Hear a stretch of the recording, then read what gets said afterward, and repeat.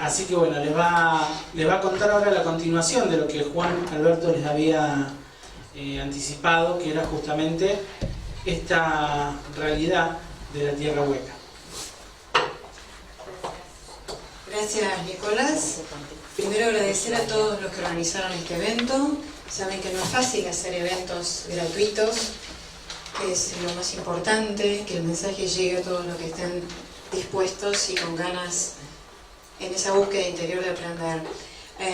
Hay mucho esfuerzo de la gente de Ushuaia, así que agradezco mucho. Le agradezco a Juan Alberto Rambaldo, quien fue quien me invitó y generó en su mente la idea de concretar este seminario. Y a todas las personas de aquí que colaboraron. Bueno, mi nombre es Alicia Conti, yo soy licenciada en Ciencias Químicas, a pesar de que tengo un perfil y una formación científica, racional, empírica. Toda mi vida he tenido una búsqueda espiritual y creo que justamente el título de este seminario, Ciencia y Espiritualidad, es una idea brillante, porque en estos tiempos la ciencia y la espiritualidad justamente están divorciadas. Para la religión, la ciencia es una demostración de algunas leyes físicas que no tienen nada que ver con Dios. Y para la ciencia, la espiritualidad es un misterio no probado. O sea, no existe. Sí. Para los científicos, todo lo que no se puede demostrar por método científico no existe. Y hoy vamos a hablar de la vida intraterrena. Mañana el doctor Juan Alberto Rambaldo va a continuar con la vida de superficie. Ambos temas se conecta todo el seminario.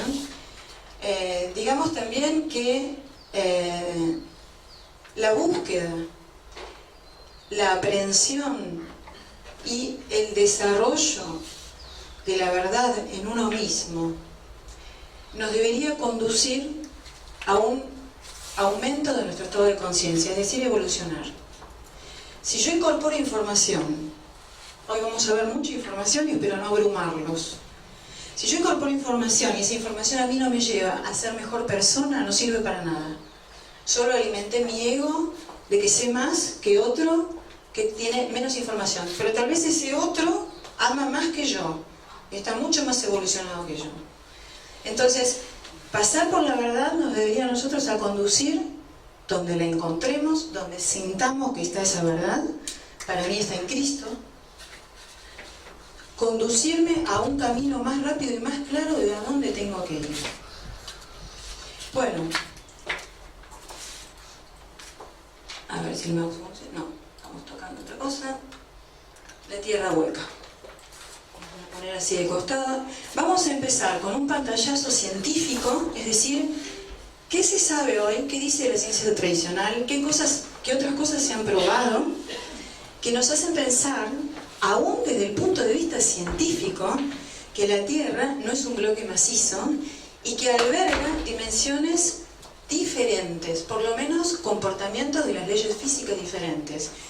Y la segunda parte de esta charla vamos a tratar de conectar esa evidencia científica con la realidad espiritual, real, de esta célula del macrocosmos que alberga la vida en superficie e intraterrenamente, y cuál es su alma y cuál es su espíritu, y en qué momento del transitar en su evolución está esta célula que nosotros llamamos Madre Tierra. Bueno, desde el punto de vista científico, para los geólogos y para los estudiosos de las capas terrestres, la Tierra es un bloque macizo.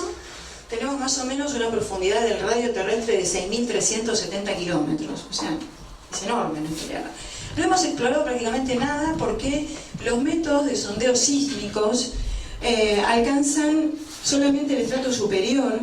Y entonces, bueno, si ustedes toman un libro de geología, les van a decir que hay toda una zona de capa rocosa, lo que se llama litosfera, una mesósfera que se supone que termina en los 2.900 kilómetros, y un núcleo interno de hierro líquido fundido.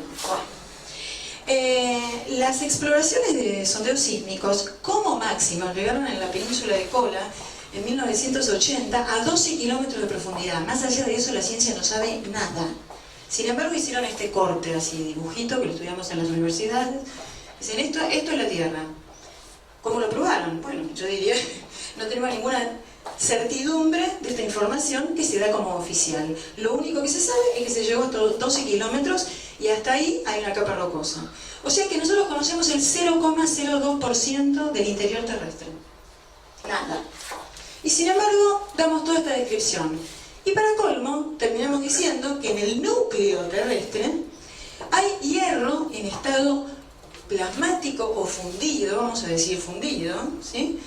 Que es ese hierro el que está en rotación acelerada, lo que provoca el campo magnético terrestre. Bueno, si yo le hago una pregunta a alguno de mis alumnos y le pregunto ¿cuál es el átomo más estable del universo? La respuesta es el hierro. Es imposible que haya hierro fundido ahí adentro porque primero no produce ninguna reacción nuclear. Cuando los soles, esto es una evidencia, llegan a sintetizar, a fabricar hierro, se apagan. O sea, la muerte de una estrella es la fabricación de hierro. Jamás podríamos tener hierro incandescente en el centro terrestre. Va en contra hasta de las leyes de la radiactividad. Luego se utilizó, este sería un diagrama del método sísmico, donde las ondas hacen un salto aparente de los 3.000 kilómetros. O sea, dicen de acá para acá ya no hay materia sólida, debe haber una materia líquida. Bueno, si yo a una esfera sólida, maciza, le aplico una onda sísmica y se la aplico a otra esfera de igual tamaño, pero hueca, el comportamiento que me da es exactamente igual, porque las ondas sísmicas se trasladan por la superficie. Entonces, no puedo aseverar que haya una continuidad de materia.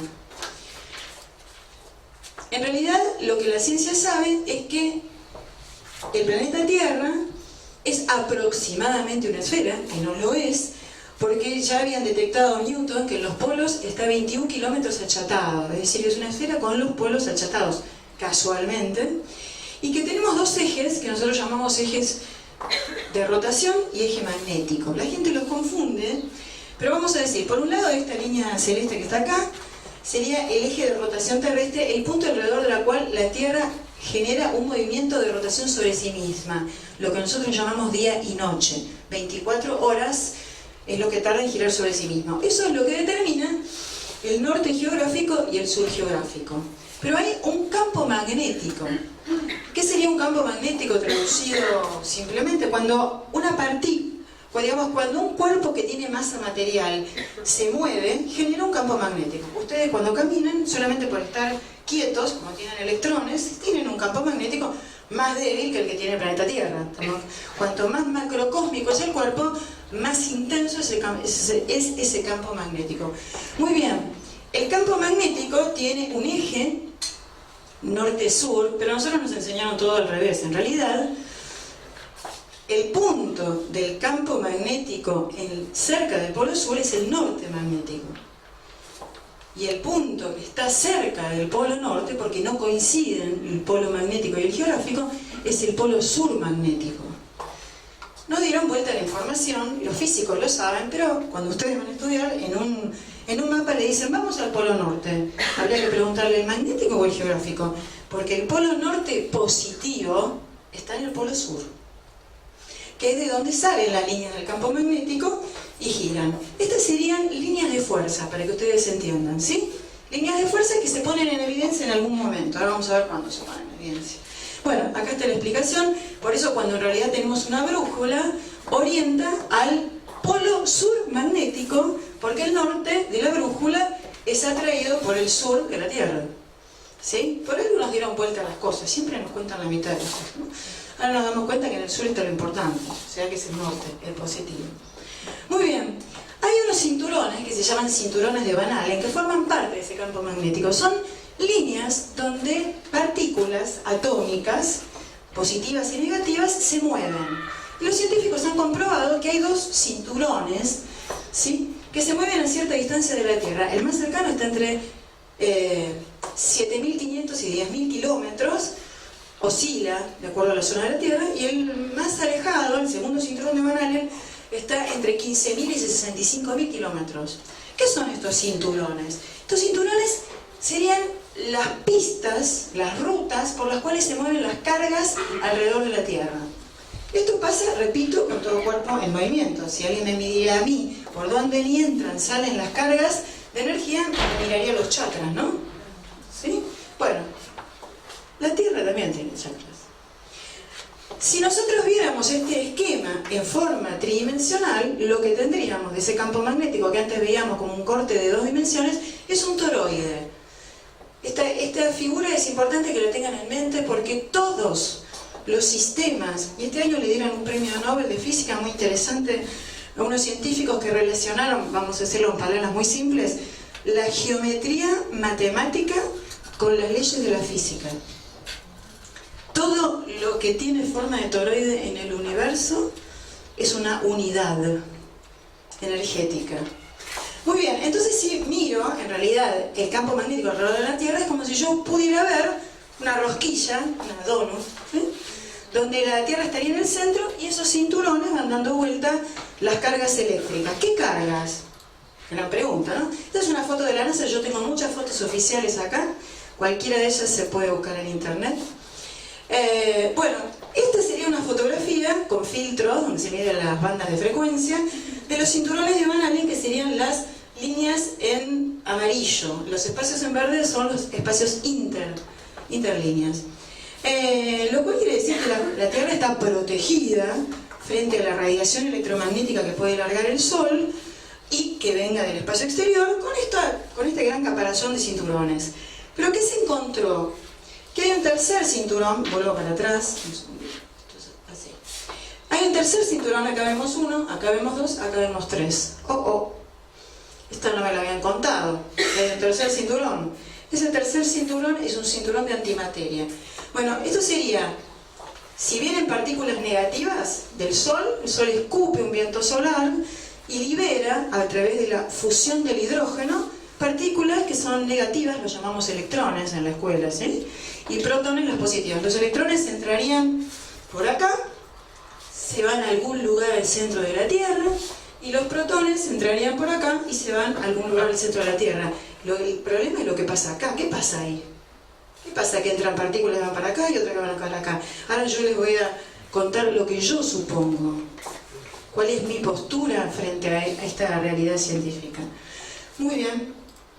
Esto sería la deformación del campo magnético cuando una tormenta solar, lo que nosotros llamamos una especie de estornudo que hace el Sol, donde emite, eso tiene una causa espiritual, luego voy a tratar de acordarme de decírselas, lo que emite es un viento con partículas cargadas. ¿Qué hacen los planetas que están alrededor? Bueno, más de una vez hemos tenido la suerte de que esas partículas cargadas no pegaran de lleno en la cara sobre la Tierra, pero digamos que tiene su sistema armónico para reingresar a través de los cinturones de Van Allen y hacer circular esas partículas. Como verán, la cara que da el Sol se aplasta y se alarga la que está en contra o digamos atrás del Sol. Bueno, yo les decía que apareció un tercer cinturón. Este tercer cinturón es de un anillo de antiprotones. ¿De qué me están hablando? Bueno, los antiprotones son partículas que existen, que se llama antimateria. ¿Qué es la antimateria? Por suerte el ser humano, coincido con Juan Alberto, gracias a Dios todavía no lo hemos desarrollado, sino tardaríamos 2 segundos y medio en autoexterminarnos. Espero que regrese Cristo antes de que desarrollemos esto, ¿no? O que no nos lo permitan. Pero bueno, los científicos, algunos tienen una falta de ética absoluta, y están tratando de desarrollar la antimateria, pero resulta que alrededor de la Tierra hay un cinturón de antimateria. Para que tengan idea, cuando una partícula choca con su antipartícula, se anula la masa, desaparece la masa y se forma energía. ¿Sí? O sea, ustedes podrían decir, desapareció la masa, se formó un portal. Hasta ahora no habíamos visto desaparecer la masa, la veíamos transformar, destruir, pero no transformar materia en energía. Esto nos hace pensar que hay algo que pasa dentro de la Tierra que está enviando antipartículas reciclando alrededor del planeta. ¿Cómo puede ser esto? Entonces no puede ser que adentro de la Tierra ubiquemos un centro de hierro líquido, porque jamás podría el hierro líquido, que no produce ninguna reacción nuclear, generar una cadena de antiprotones. Bueno, acá puse que para que tengan idea, cuando chocan dos partículas y la antipartícula, se producen la liberación de una energía que son miles de veces de una energía de una partícula nuclear, ¿sí? Que son rayos gamas. Sumado a esto, les estoy dando información, luego voy a cerrar con mi explicación. El 11 de febrero del 2016, no les dieron el premio Nobel este año, yo creo que se los van a dar el año que viene. Los científicos del LIGO, que es el observatorio láser, el interferómetro láser, detectaron lo que hace 100 años, 1915, Einstein había predicho, que existen las ondas gravitacionales. Hay que estudiar física de vuelta, chicos, ¿les aclaro? No sabemos nada. ¿Qué son las ondas gravitacionales? Bueno, todo cuerpo macrocósmico y todo cuerpo que tiene masa y se desplaza, que tiene emite una deformación del espacio-tiempo. Si yo me muevo, yo estoy alterando la energía que está a mi alrededor. Claro, como mi masa no es comparable con la del planeta Tierra, la influencia en el espacio-tiempo que yo genero es pequeña.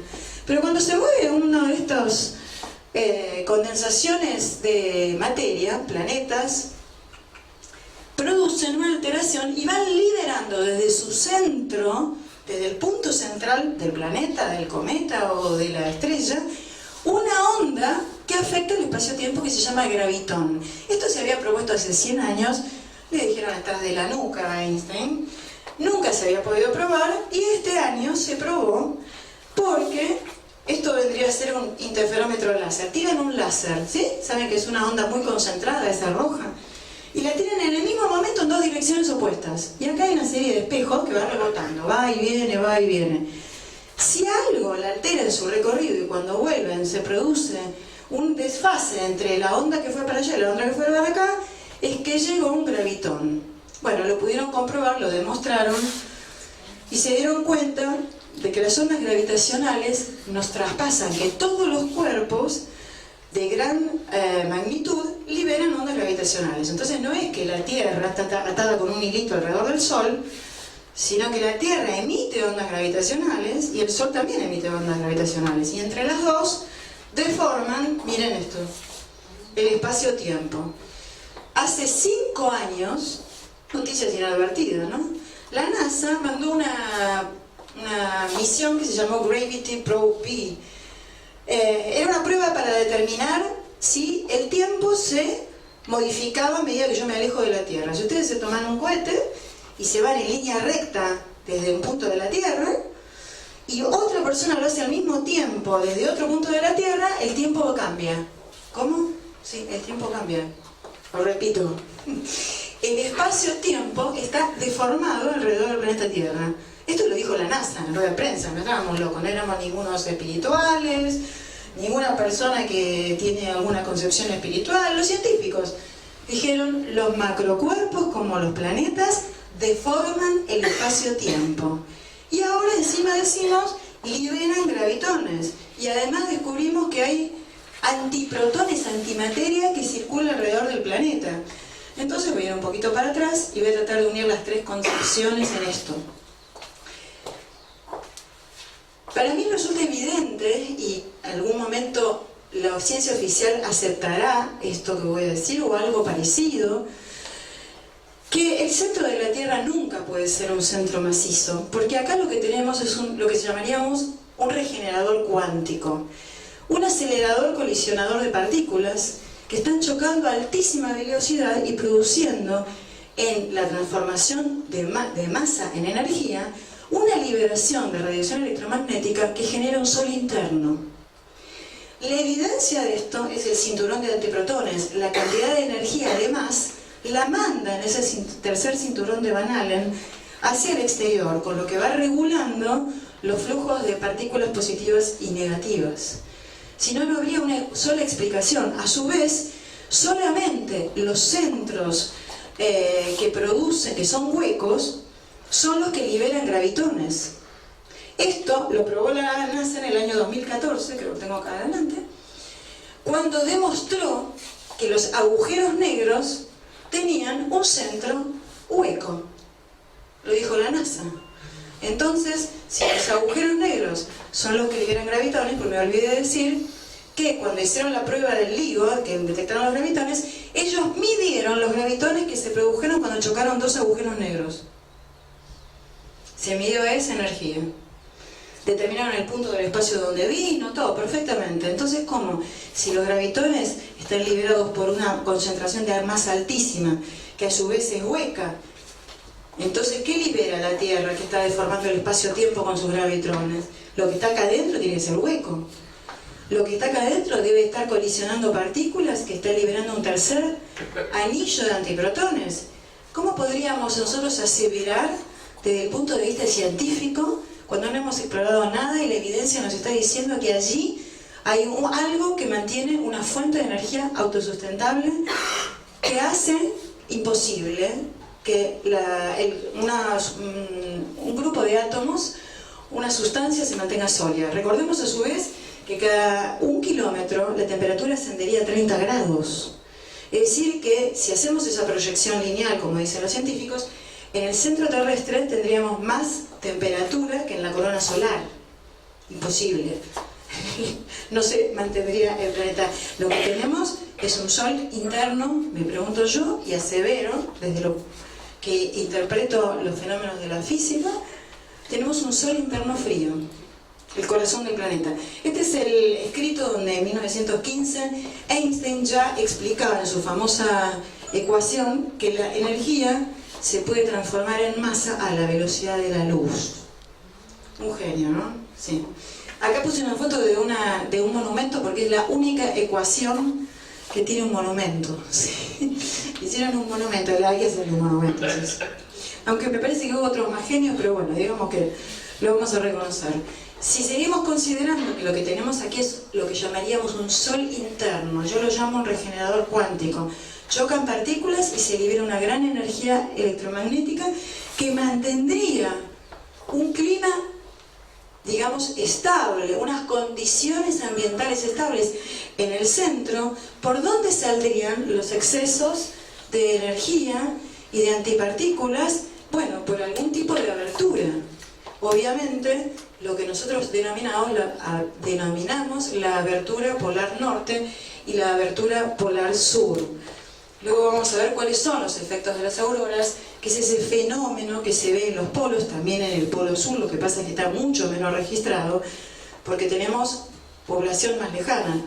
Aquí estamos en el punto más austral del planeta y no alcanzamos, aún así estamos muy lejos del polo sur. Si no, también aquí en el polo sur veríamos las auroras.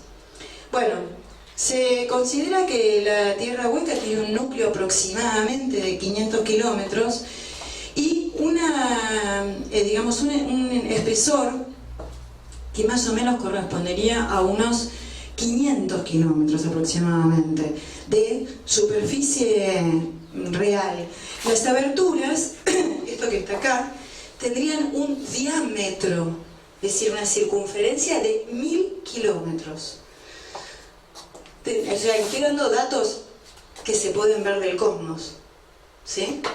Así, si yo me voy lejos del cosmos, si pudiera mirar la abertura polar, podría llegar a verla en las condiciones adecuadas, con las cámaras adecuadas. ¿Esto es únicamente del planeta Tierra? No.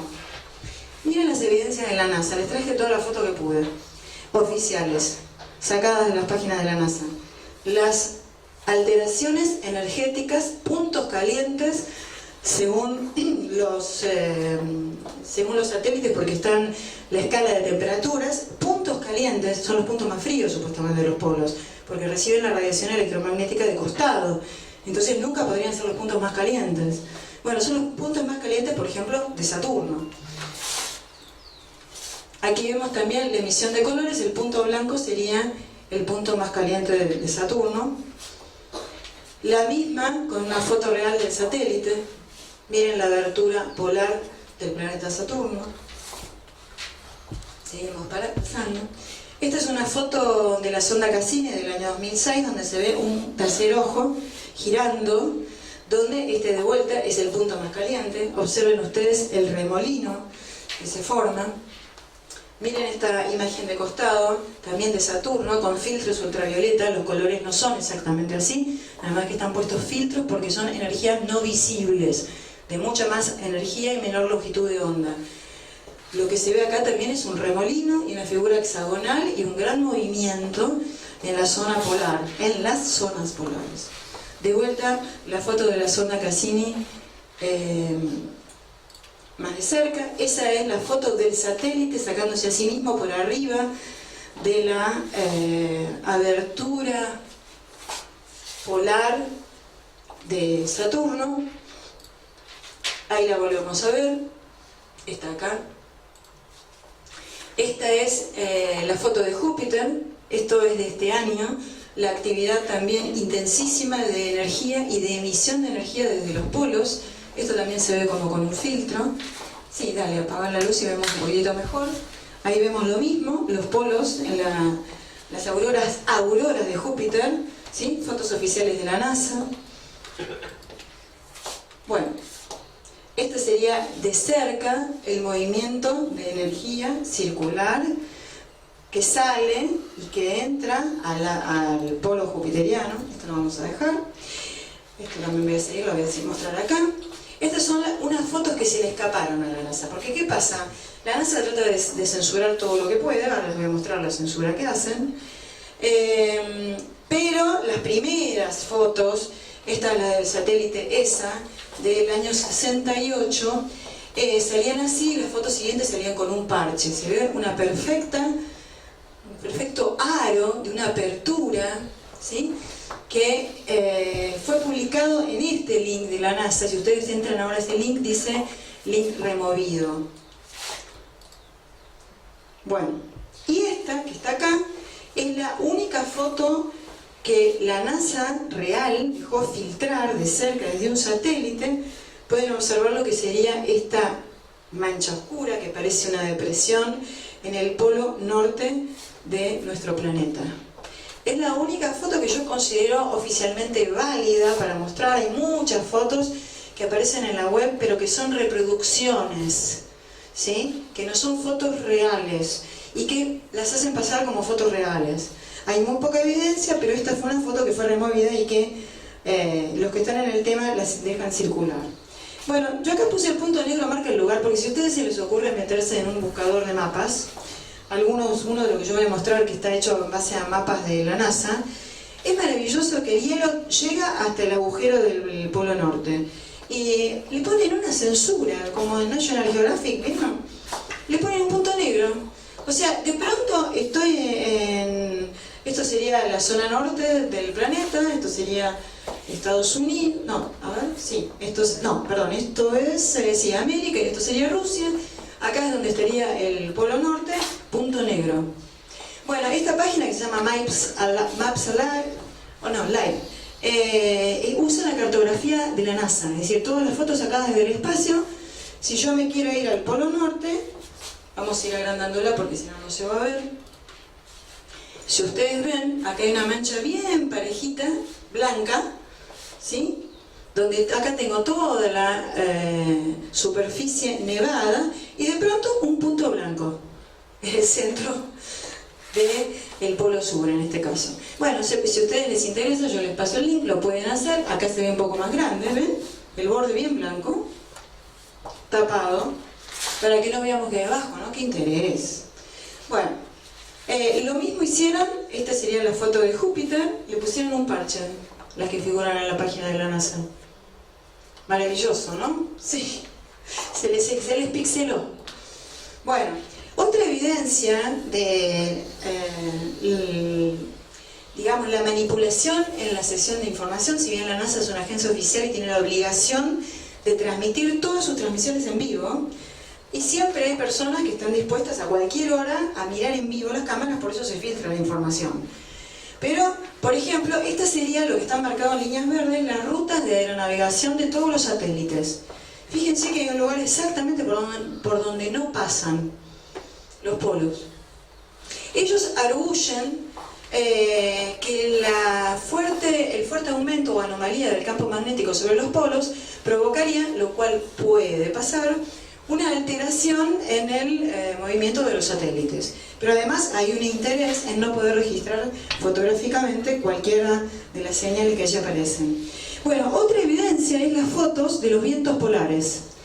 Si aquí no hubiera ningún tipo de depresión, embudo, ¿qué pasa cuando nosotros hacemos circular agua por un sumidero?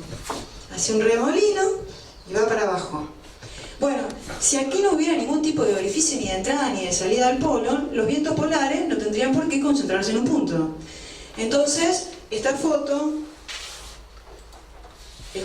no tendría razón de ser. Esto pasa en el polo norte y en el polo sur del planeta. Los vientos confluyen en un punto. Alguien me puede decir, bueno, es una alteración magnética. Sí, fantástico, es una alteración magnética. Ahora vamos a seguir viendo. Bueno, ¿ven? Lo mismo pasa aquí. Todos los vientos son atrapados en un punto. Atrapados, emitidos, veremos. Bueno, aquí vemos de vuelta la censura. Esto lo voy a pasar, no voy a hablar del mapa de Piri-Reis. Se lo recomiendo si les interesa la cartografía antigua.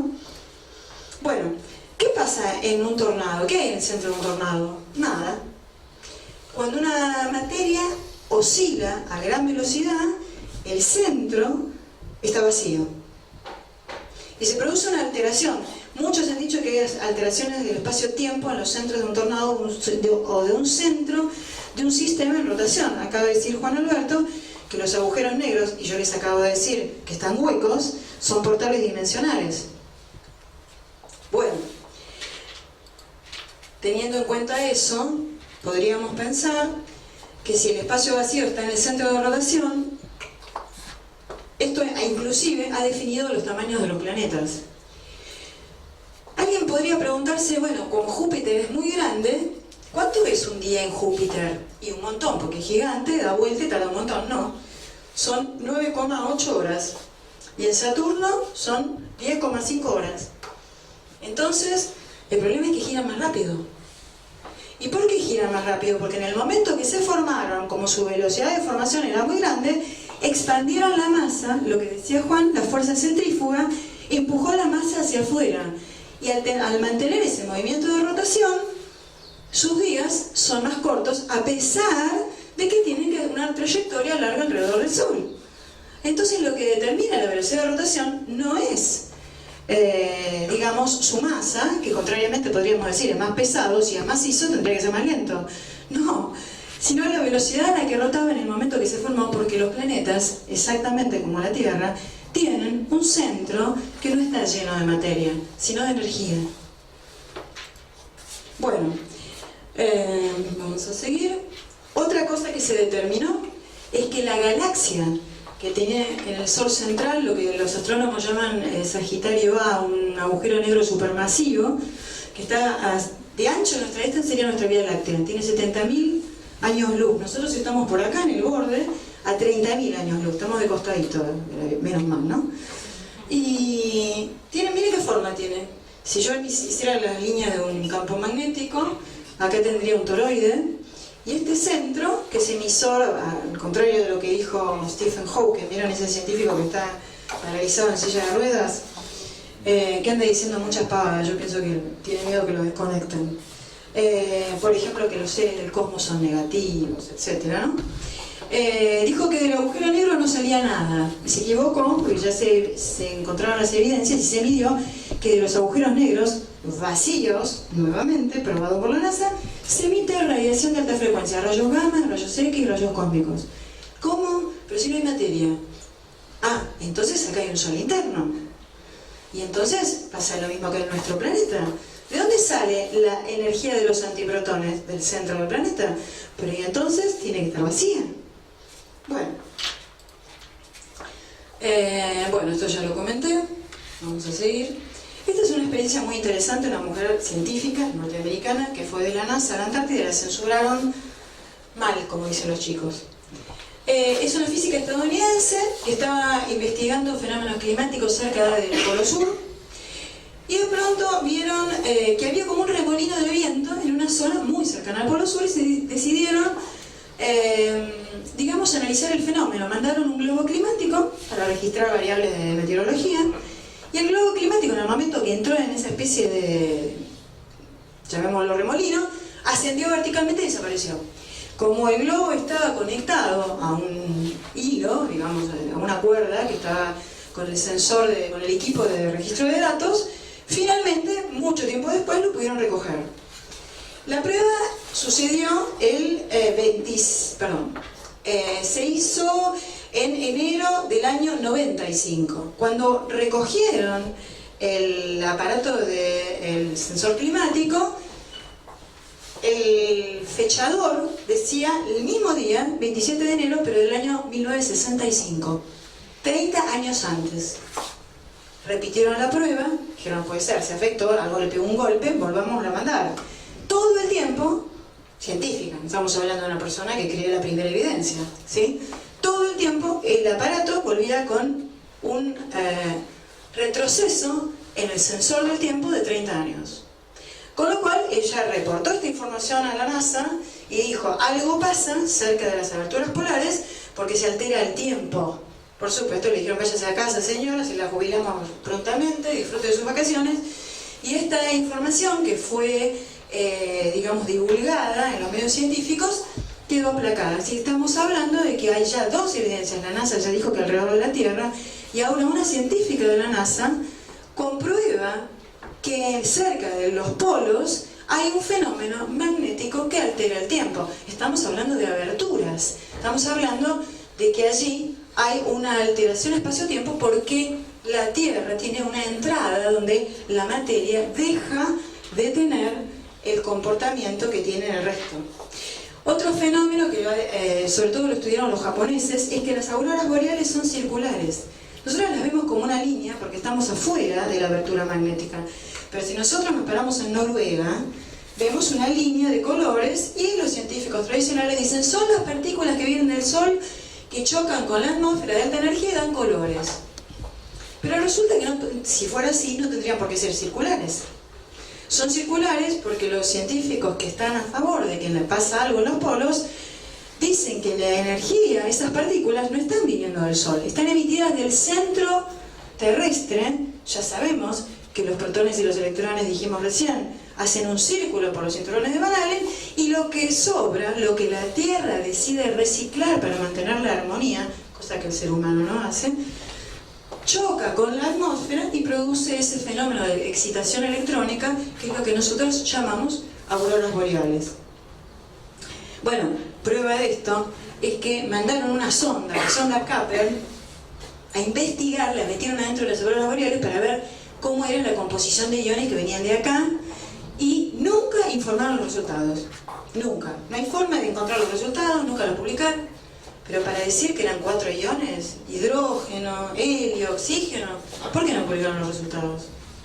Bueno, esta fue una idea concebida no por los científicos actuales. Esto es otra cosa que se oculta mucho. Grandes genios de la ciencia actual, en la cual se basa nuestro desarrollo tecnológico, han concebido y formulado de que nuestra Tierra era hueca, con soles internos.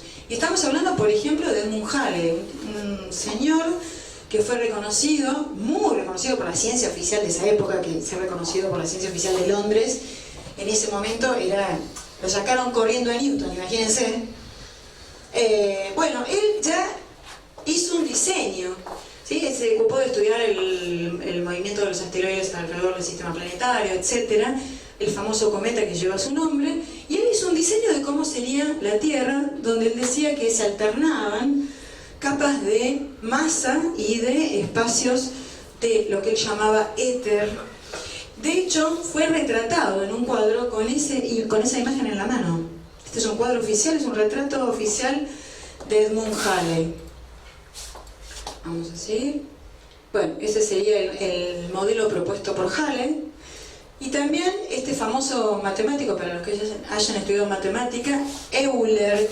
La matemática euleriana se estudia hasta hoy, el diseño de cálculo diferencial. Todos los científicos, los ingenieros estudian gracias a este hombre, que creo que fue el más próvido de los matemáticos, porque tiene aproximadamente, para que tengan idea, 7.000 trabajos matemáticos. O sea, no es que le invocó de casualidad al señor Leonard. No. Bueno, este señor, que era un genio, hizo una propuesta. Miren qué lindo dibujito. Esta es la propuesta que él dijo. La Tierra tiene un sol interno, tiene aberturas polares norte y sur, donde se produce un reflujo de la energía del planeta. Estamos hablando del siglo XVIII, 1700. Y proponía esto, que hoy la ciencia actual dice, no. Esto es de místicos esotéricos.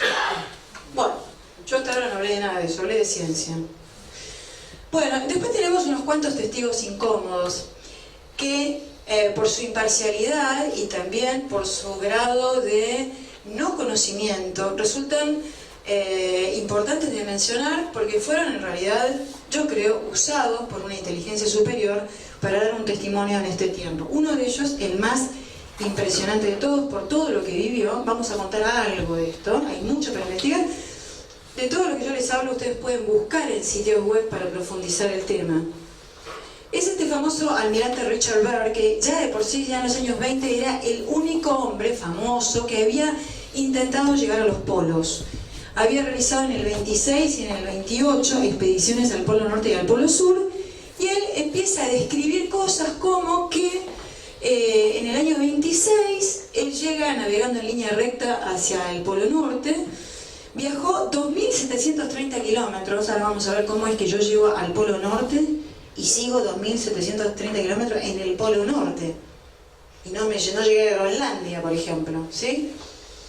¿Y qué encontró? Por ejemplo, una costa de aguas templadas llena de vegetación. Ya empezaron a decir, bueno, Richard, ¿qué está diciendo Richard? Pero bueno, en esa época no había redes sociales, lo dijo y lo escucharon 3 personas, ¿no? Hoy decir algo públicamente, una persona de renombre, es automáticamente media hora que 7.000, bueno, vamos a suponer 5.000 millones de personas que están conectadas lo sepan. Entonces la repercusión de una persona que oficialmente tiene mucho renombre y que afirma algo incómodo para la sociedad hoy es tremenda. Richard lo dijo en 1926, dijeron, bueno, como sos el único valiente que quiere ir a los polos, lo seguimos mandando. En el 28 va al Polo Sur y sobrevuela el 29 de noviembre zonas sin hielos, montañas verdes y lagos. A pesar de eso, lo ascendieron a este hombre, lo nombraron almirante de una flota. Ahora vamos a ver. Bueno, en el año 46-47, escuchen la fecha, terminado la Segunda Guerra Mundial, o sea, toda Europa destruido. Estados Unidos había gastado millones en armas bélicas con todo el hemisferio norte y los países más importantes del mundo habían sufrido muchísimas muertes. A nadie se le iba a ocurrir al año siguiente mandar una fuerza armada para explorar el cambio climático en el Polo Sur. Bueno, a este hombre, que era experto en viajar a los polos, lo nombran a cargo de esta famosa operación que se llama High Jump, ¿sí? Y sale de Norfolk, en Estados Unidos, cerca de Nueva York, a fines de 1946 y llega los primeros días del año 47 a la Antártida. Todas estas son fotos reales, ¿sí? En esas descripciones, él, dice que inclusive vio, cuando sobrevoló la Antártida, porque llegaron con hidroaviones, submarinos, etc., y cuando sobrevoló la Antártida, vio mamuts, una especie animal que ya había quedado extinguida hacía millones de años. Bueno, se puede encontrar en el diario secreto del almirante Richard Byrd, que él aparentemente dejó escrito, donde dice, por ejemplo, estoy sobrevolando a 1400 pies, se ve un valle verde con hierba muy tupida, la luz aquí parece diferente, no parecía la irradiación de la luz solar externa, no soy capaz de ver el sol. Doy otro giro porque estaba acompañado por un copiloto, veo un gran animal, se parece a un mamut, es increíble. Descendemos, uso un prismático y sí puedo confirmar que es un mamut. El indicador de la temperatura externa marca 24 grados Celsius. ¿A dónde fue este señor? Bueno, acá tenemos al almirante Richard Byrd. Aparte afirmó que su expedición había explorado 3.700 kilómetros más del Polo Sur. Si ustedes siguen en línea recta, pasan por el Polo Sur y hacen 3.700 kilómetros, llegaron prácticamente a África. Entonces, no podés estar sobrevolando hielo y el Polo Sur y atravesar 3.700 kilómetros. Evidentemente, Richard Byrd, que era el más avesado piloto que existía en el siglo pasado, no era un improvisado, que podía equivocarse de rumbo y apareció en África, ¿sí? De hecho, volvió a la expedición. Y esta relación, todavía no terminé de contar lo de Richard Byrd, se relaciona con esto.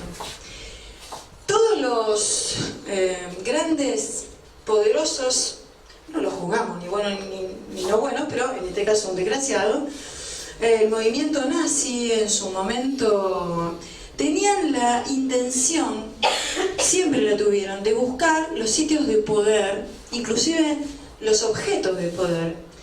Por un lado, de una forma casi fetichista, y por el otro lado, de una forma de poder rápidamente incorporar esa información para ellos y ver si podía sacar algún provecho de ellos. Hitler era muy avesado en esto y decidió mandar en el año 38, un año antes de la Segunda Guerra Mundial, una expedición que salió de Europa y llegó al Polo Sur. ¿Sí? Este es uno de los barcos que viajó, Nueva Schwabenland se llama en alemán. Inclusive yo puse logos oficiales para que vean cómo fue real esta expedición. Esto tiene un origen, entre comillas, místico, porque el movimiento nazi se genera también a partir de una sociedad que se llamaba el Sol Negro, donde unas videntes, una señora que se llamaba María Orisk, empieza a recibir unos mensajes supuestamente de una constelación que posiblemente haya sido identificada como Aldebarán, nunca estuvo demasiado confirmado, en un lenguaje que ella no conocía.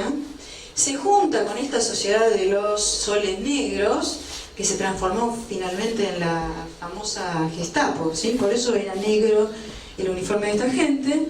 Y este mensaje que ella recibía hablaba de una raza aria superior a la que tenía que desarrollar el hombre. La superioridad no se refería solamente a lo físico, sino a lo espiritual, ¿no? Esa parte se olvidaron de decírsela. Esta es la señora que fue vidente y que colaboró en los inicios de ese pensamiento esotérico que tenía el movimiento nazi. Y se reveló una carta supuestamente escrita por un señor que se llamaba Karl Unger, que estaba a bordo de ese barco alemán, que fue a la Antártida y que, según en esa carta, el equipo que había ido de Alemania en el año 38, repito, había alcanzado el interior de la Tierra Hueca y no tenían pensado volver. Esa es la carta original donde dice eso.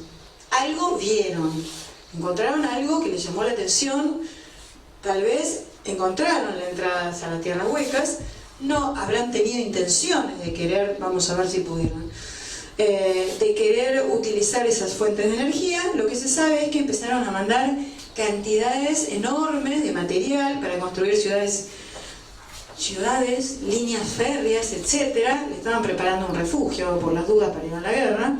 De esto se habló mucho, ¿no?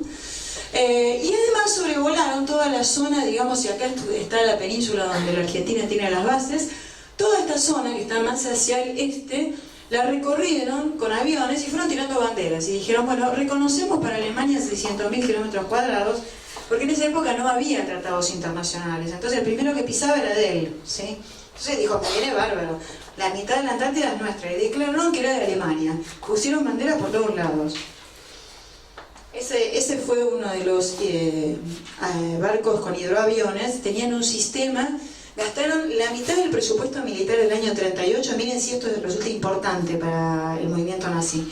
La mitad del presupuesto militar del año 38, previo a la guerra, se la gastaron en modificar este barco y tener hidroaviones que despegaran en una superficie muy corta. Miren el interés que tenían en explorar la Antártida y las posibles entradas a la Tierra Hueca. Sí. Bueno, uno siempre tiene que mirar cuánto gastaron, entonces es importante. Bueno, construyeron, ¿sí? Acá mandaron los planos. Esta es una foto real de una reunión de jerarcas nazis mostrando los planos de la construcción de todo lo que pensaban instalar en la Antártida.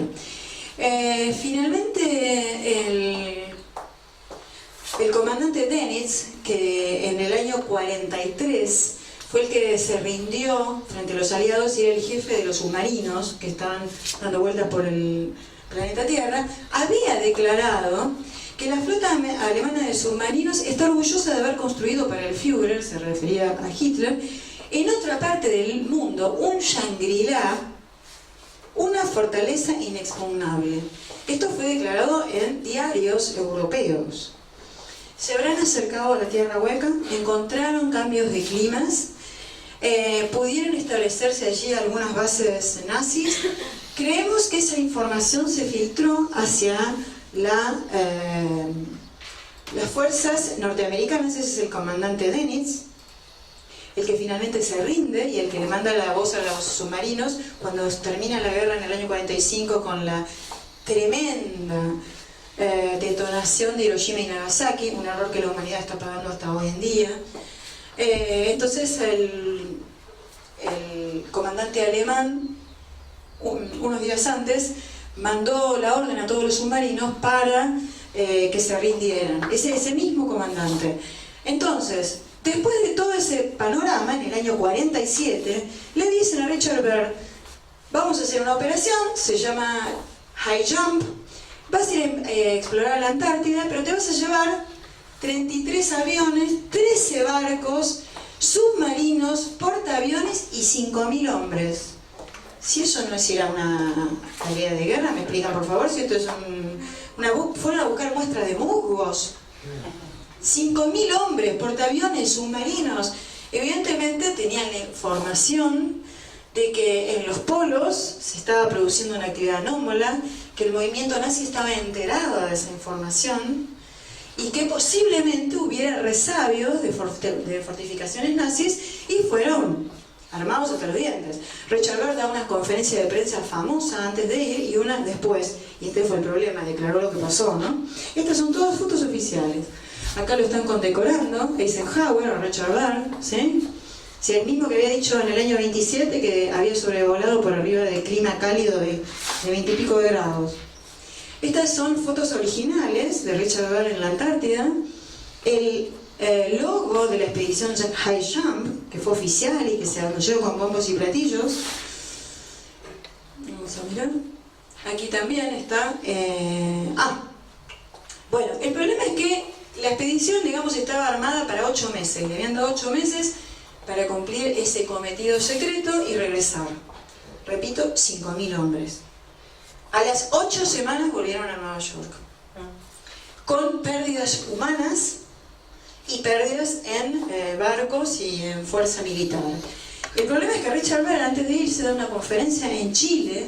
No traje la foto del diario porque la verdad es que se veía muy mal, pero la pueden buscar, la foto del diario oficial El Mercurio, donde Richard Byrd da la conferencia de prensa diciendo que tuvieron bajas. No da la razón, dice que murieron muchas personas por el clima frío, sí. Y que un nuevo enemigo y formidable, capaz de volar desde el polo norte al polo sur a velocidades increíbles, habían encontrado. A Richard Byrd, como se imaginarán, una cosa interesante es que él le cuenta a su superior, que fue el ministro, no recuerdo el apellido, discúlpenme, el ministro de Marina de Estados Unidos. Él cuenta esta historia, el ministro de Marina le cree, o sea, por lo menos toma en consideración que un hombre de la trayectoria profesional intachable, una persona nada digamos, nada mística ni con ningún grado de delirio, venía con esta información de que algo pasaba en los polos, lo tomó en serio y hizo una reunión en el Congreso de Estados Unidos informando esto. Bueno, este señor, el jefe, digamos, el ministro de Marina de Estados Unidos, enferma rápidamente, es internado en un centro psiquiátrico y se suicida tirándose por un piezo 16 al mes. ¿Sí? Richard Byrd es llamado al secreto militar a callarse la boca, escribe un diario, digamos, muy poquito tiempo después, y en el año 57 también fallece en circunstancias por lo menos extrañas, en soledad, en un hotel, etc. Bueno, acá habría una explicación posible de lo que le pasa a muchos de los testimonios de los navieros que se acercan a los polos. Si nosotros sabemos que esto es muy conocido, ¿qué es lo que se llama? ¿Se acabó la pila? Bueno, hablamos sin pila. Ahora me cambia la pila. Bueno, genial. Si nosotros nos acercamos a los polos, hay un fenómeno marítimo lógico, que es que se produce la declinación de la aguja de la brújula. Ustedes van cerca de los polos y como digamos, alrededor de esa circunferencia que es la abertura polar, la aguja marca a cada punto de esos del círculo de la abertura polar. Entonces yo me muevo y la aguja se mueve para allá, para allá, para allá, para todos lados. En realidad lo que pasaría sería esto. Si yo estoy con un barquito y caigo porque se produce un fenómeno de apertura de este portal dimensional. Recordemos que portal dimensional es una alteración espacio-tiempo, algo que la NASA ya probó sucede alrededor de la Tierra. O sea, un fenómeno que no es ajeno a la Tierra. Entonces, si yo tengo la coincidencia de que en el barco en que estoy atravesando se produce una apertura polar, porque vamos a ver que la Tierra vive y se producen influjos y reflujos, inspiraciones y expiraciones. Ese fenómeno de respiración de esta célula macrocósmica produce apertura y cierre de las entradas polares. Si casualmente el barco, en vez de seguir así, entra en una alteración, pasan los siguientes fenómenos descritos por todos los marinos que han dado testimonios de, por lo menos, variables que no corresponden a una lógica trayectoria. Primero, la aguja que siempre sigue marcando hacia el centro del agujero, acá marca, según la posición del marino, hacia adelante, acá marca hacia arriba y acá marca hacia atrás, porque está entrando a la abertura polar. Segundo, a una dada distancia ya dejan de ver el sol y las estrellas, no pueden guiarse más por el cielo. O sea, no tengo referencia en el cielo. Tercero, pierden los puntos del horizonte. Hay un famoso testimonio de la Marina Argentina, de un capitán de corbeta, perdió la referencia, habían salido con un barquito, descendido de un rompehielos y perdió la vista del rompehielos y navegó kilómetros, pudo volver y le dijo, no sé, desaparecieron ustedes de la vista y el testimonio no fue ratificado en los gracias. Ahí estamos. No fue... ¿Está prendido? ¿Se escucha? Ahí está. No fue ratificado en los tribunales, además los testimonios de los marinos nos comprometían gravemente. Pero lo que sí es que si nosotros estuviéramos navegando y hiciéramos este circuito, obviamente cualquier barco que no hubiera entrado a la apertura polar dejaría de estar en mi horizonte. Entonces no tengo línea del horizonte. Otro factor común que se ve en todas las personas que casualmente quedan atrapadas en esta apertura polar. La tercera, y esta la marco sobre todo porque es la que dijo Richard Byrd, si yo me pararía acá, que es un lugar donde ya tengo el clima benigno del influjo del sol interno, todas las condiciones climáticas tienen que cambiar, porque yo acá no tengo la tempestad del polo, sino que tendría un clima cálido, beneficio del flujo del sol interno, etc.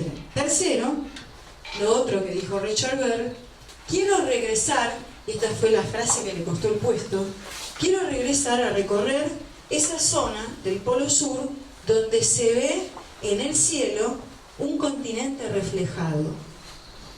¿Qué significa esto? Miren, si yo estoy acá parada y miro hacia arriba, veo en esta parte de la apertura el reflejo de todo lo que está acá abajo.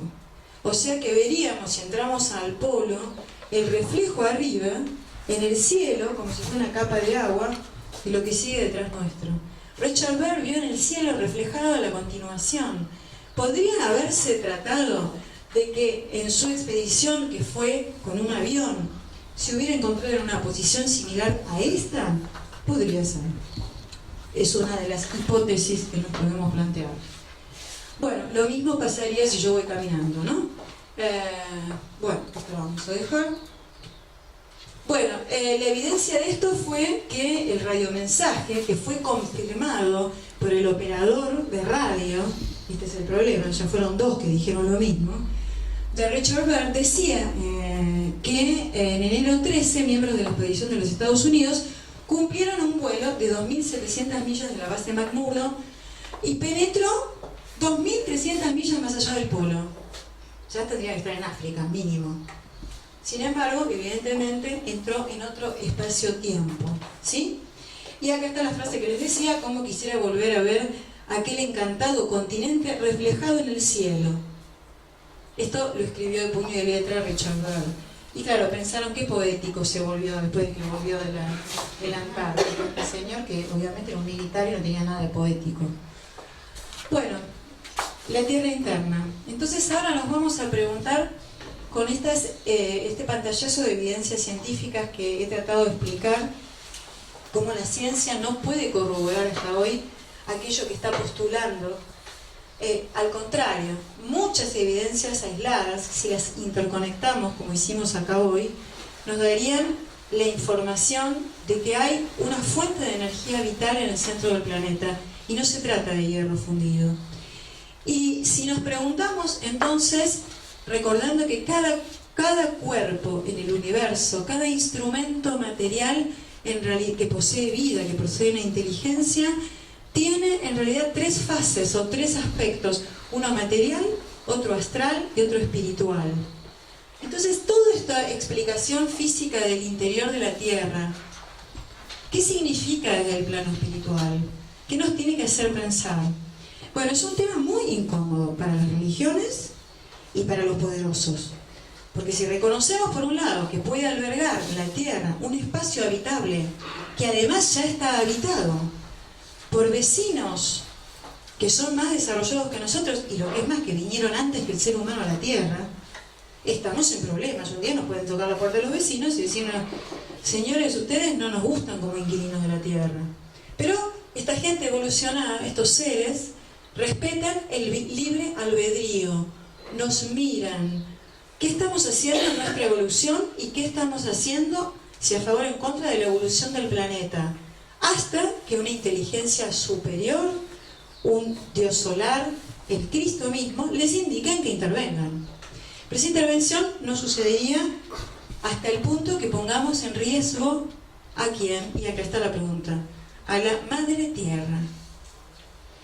Porque las culturas hablan del planeta como la Madre Tierra, las culturas aborígenes, hoy tenemos un representante aquí presente, y muchas corrientes espirituales muy inteligentes y muy alto grado de conexión reconocen al planeta Tierra como la madre. ¿Por qué? Ahora vamos a preguntarnos y vamos a responder esta pregunta. Bueno, si nos basamos en los evangelios, a ver si lo toleramos, ¿no? A ver si qué opina la Iglesia respecto de esto, nuestra cultura occidental cristiana, más allá de cuál sea vuestra religión. En Éfesos 4 dice: Jesús bajó a las regiones inferiores de la tierra. Hizo un hueco así, se tiró, volvió. ¿A dónde bajó? A ofrecer la redención a los infiernos, dice. Me están localizando un lugar dimensional en el interior de la Madre Tierra. Hay muchas citas, para analizar. Por ejemplo, dice, porque como estuvo Jonás en el vientre del gran pez 3 días y 3 noches, así estará el Hijo del Hombre en el corazón de la tierra 3 días y 3 noches. El Evangelio dice que bajó a ofrecer la redención a aquellas almas que estaban retenidas por el pecado. Bueno, vamos a seguir. Y también en el Apocalipsis dice, cuando el Jesús resucitado se comunica con Juan el apóstol, para quienes no saben lo que es el libro del Apocalipsis, para mí es el libro más importante de la historia de la humanidad, porque es el libro dictado a un instrumento que fue Juan el apóstol por Jesús resucitado, en persona. Y no son los recuerdos de la vida de los apóstoles con Jesús.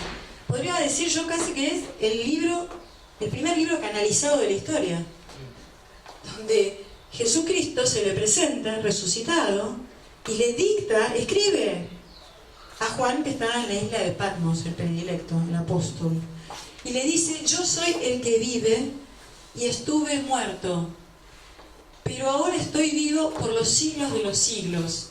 Se cristificó, ahora vamos a explicar esto, y tengo las llaves de la muerte y del Hades. ¿Qué es el Hades? El Hades era el mundo interior, el mundo intraterreno, el mundo de los muertos. Pero ¿y entonces qué tiene que ver nuestro proceso de desencarnar con el mundo intraterreno? Nos lo vamos a responder. Jesús dice que tiene las llaves, es decir, que ahora ese reino le pertenece. Vamos a explicar por qué le pertenece.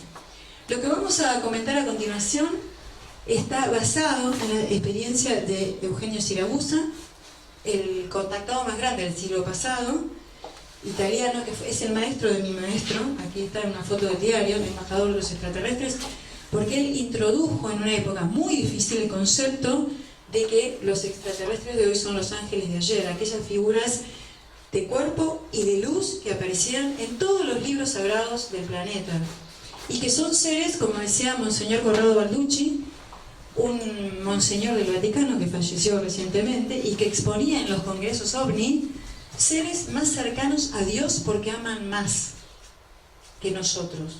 Eso lo decía alguien del Vaticano y no lo excomulgaron, ¿eh?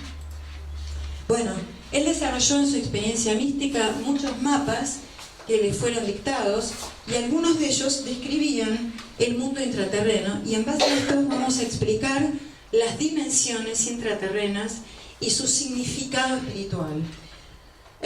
Podríamos decir que, si recordamos el concepto de infierno, purgatorio y paraíso, el mundo intraterreno, el vientre de la Madre Tierra al que retornamos en nuestros ciclos de reencarnación, tienen 3 destinos intraterrenamente y 3 destinos extraterrenamente, según nuestras experiencias y nuestras decisiones.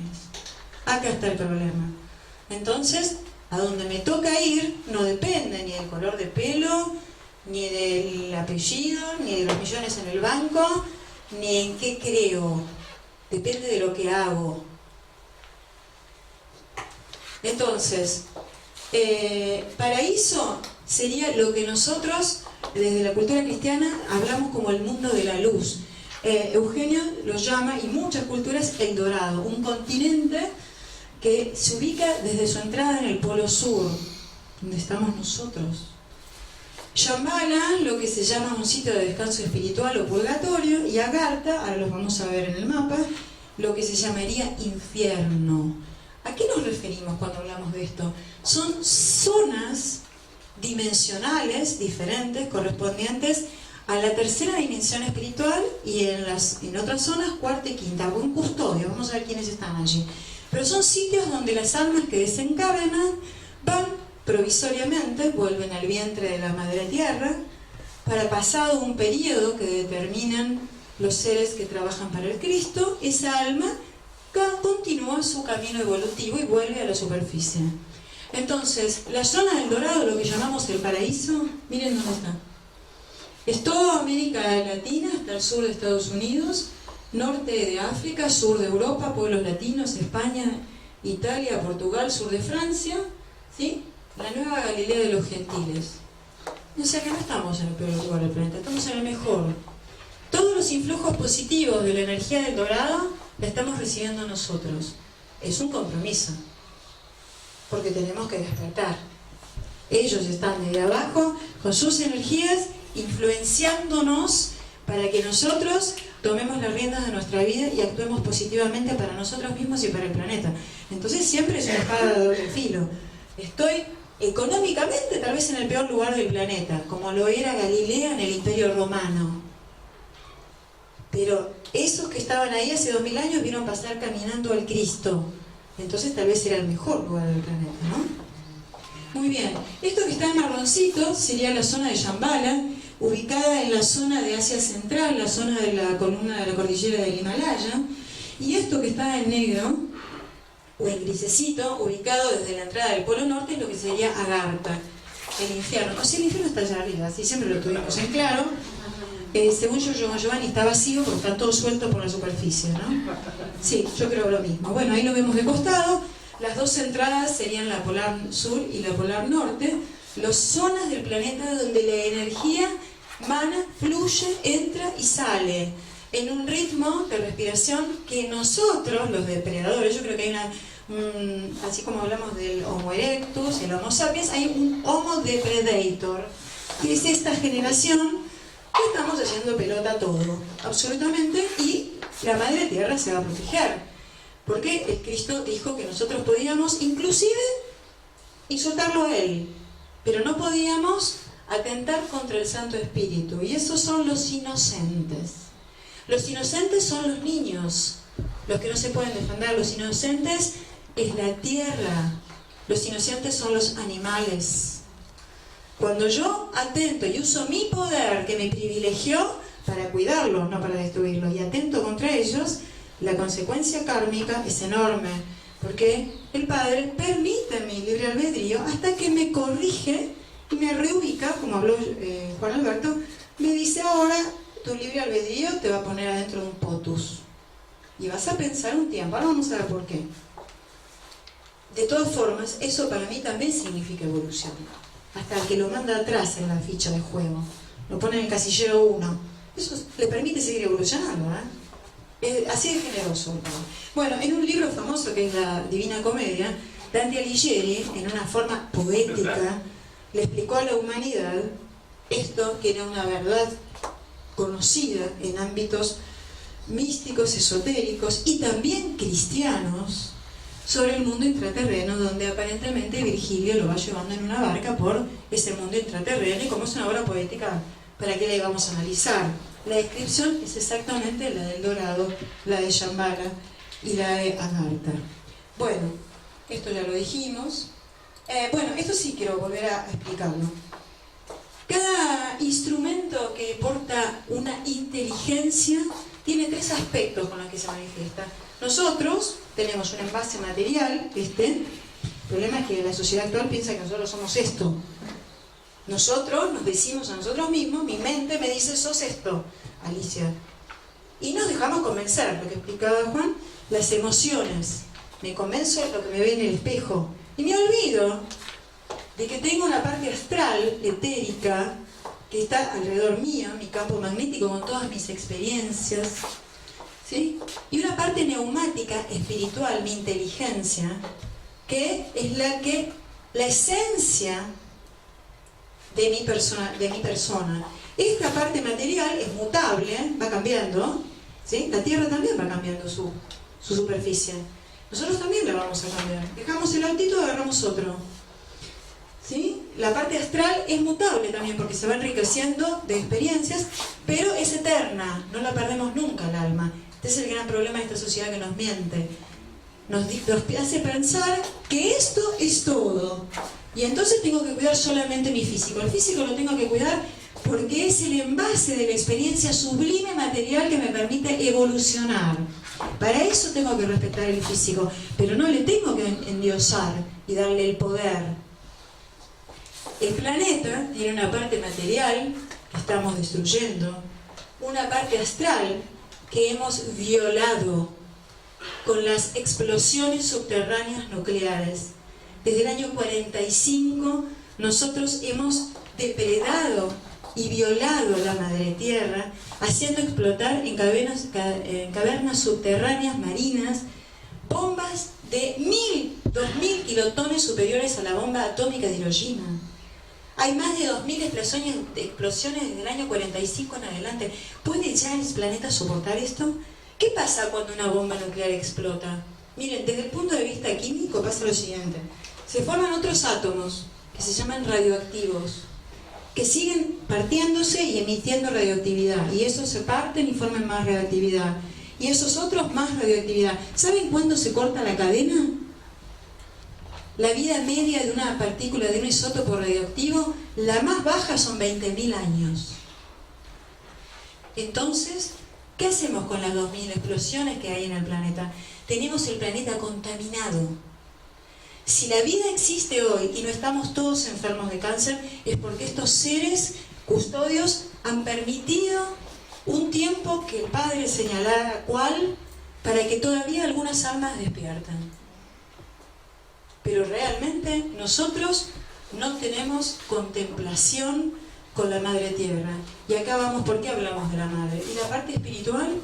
Bueno, el espíritu que está compenetrado en ese instrumento físico. Dentro de cada uno de ustedes hay un alma y hay un espíritu que los maneja, que nosotros realmente no le damos bolilla, así nos va, pero tendríamos que cada vez más, en la medida que realizamos acciones de altruismo, de caridad, de defensa de los inocentes y de la justicia, conectarnos con ese espíritu. El espíritu que compenetra el planeta Tierra es el de la Madre Cósmica, el de Miriam, el de la Virgen María, aquella que hace 2000 años fue quien llevó en su cuerpo el envase físico, Jesús, de quien iba a ser personificado por la energía del sol, el Cristo. Ese ser es el que está en el centro terrestre. A ese ser lo queremos destruir. ¿Qué va a decir el Padre cuando nosotros querramos atentar frente a esta madre que nos regala? Yo estuve ayer grabando una entrevista en la base glaciar, ¿era? ¿Cómo se llama ese lugar? Bueno, esto es una belleza. Pensábamos, ¿cómo alguien puede tener un sentimiento de maldad mirando este planeta? Y lo queremos hacer pelota, queremos destruirlo. ¿Qué va a hacer el Padre con las personas que se empecinan por su sed de egoísmo y de manipulación y de concentración de poder en destruir a la Madre Cósmica? Porque podría ser lo mismo que con Malona, no deja que explote. Listo, un cinturón más de esteroides, pero acá no lo va a permitir. Porque es el espíritu de la Virgen el que compenetra el planeta y va a preferir que sacarnos a todos nosotros antes que nosotros atentemos contra lo que es su alma gemela. En el medio de eso va a retornar al Cristo, a hacer justicia. Así lo espero, ¿sí? Después vamos a hablar de esto. Bueno, lo que sí van a ver, y esto sí es interesante, es que el Sol central está descentrado, no está exactamente en el centro. Ustedes vieron que el continente del Dorado era mucho más grande que los otros dos que yo les mostré. Volvemos para atrás. Y toda la zona del continente del Dorado, ahí estamos, me pasé, ahí. ¿Ven que es mucho más grande? El Sol central estaría ubicado acá. Por eso están torcidos. Si yo pongo con un palito el polo magnético, no coincide con el geográfico, está más bien corrido hacia el oeste, ¿sí? Hacia la zona de América. El Sol central, lo que yo llamo desde el punto de vista físico un regenerador cuántico, ese Sol frío, porque no se produce por la fusión de átomos. Al revés, es masa que se convierte en energía, ese Sol frío está acá. Entonces nos está iluminando desde abajo. Iluminando, ¿qué es iluminar? Mostrar aquello en su real dimensión. Nos está iluminando. ¿Nosotros estamos viendo? Bueno, vamos a explicar entonces qué son los tres. Esto lo paso. El apóstol San Pablo escribió esto, es muy interesante, en las cartas de San Pablo, para que en el nombre de Jesús se doble toda rodilla de los que están en los cielos y en la tierra. Y debajo de la tierra, ¿quiénes van a doblar las rodillas? Los muertos no pueden ser, los cadáveres tampoco. Si ya se hablaba de los mundos intraterrenos, los seres cuando desencarnamos, vamos al vientre de la Madre Tierra a repensar o a purgar y a purificarnos nuestros errores cometidos en la tierra. Y toda lengua que confiese que Jesús el Cristo es el Señor para la gloria de Dios Padre. Muy bien, vamos entonces a explicar los tres continentes. Agartha o el infierno, que tiene una entrada en el polo norte, ¿sí? O, digamos sería la zona de Siberia y la zona más septentrional de Europa. Digamos que es una zona que desde el punto... vamos a aclarar una cosa. Las dimensiones intraterrenas hay seres de quinta dimensión, seres de cuarta dimensión, y está lo que se llama la tercera dimensión espiritual, la parte final de esta dimensión. Entonces, ¿es física? Sí, es física. Es física. Toco la materia, todavía tiene una densidad física más sutil que esta, pero todavía es física. ¿Sí? Allí, ¿quiénes van? Van seres que desencarnan, pero a Agartha van aquellos que han cometido gravísimos errores espirituales, gravísimos pecados espirituales, y son condenados a la muerte segunda. Es decir, vuelven atrás en el camino evolutivo. O sea que están muy poco tiempo en Agartha y enseguida los mandan a precipitar o renacer en un cuerpo colectivo, en un alma colectiva animal, pero con un estado de conciencia. ¿Sí? Entonces, aquel que comete grandes horrores contra los inocentes, en el día exacto que fallece, no es que yo me alegro que murió, es que va a ver la luz. Ese señor se va a encontrar en Agartha y le van a decir, mire, todo lo que hizo está mal. Usted tanto usó su libre albedrío para tentar al otro, que ahora va a tener que desear el libre albedrío y no lo va a tener. Lo vamos a poner a pensar, como las madres que lo mandamos a los chicos al rincón. Mira, vas a pensar un tiempo, y pueden ser 100 años, pueden ser 200, pueden ser hasta 700 millones de años, un alma puede estar en muerte segunda, analizando qué va a ser el día que vuelva a tener el libre albedrío de un humano, que es un regalo que el Creador nos dio y que nosotros usamos para manipular y ejercer poder en contra de los demás. Bueno, esto sería, el infierno es una zona rocosa, libre, ¿sí? Repito, nosotros creemos que está vacía. Bueno, finalmente, a continuación, digamos, está Shambhala, que es la zona del purgatorio. Allí se expían, digamos, culpas materiales leves. Es un lugar de purificación.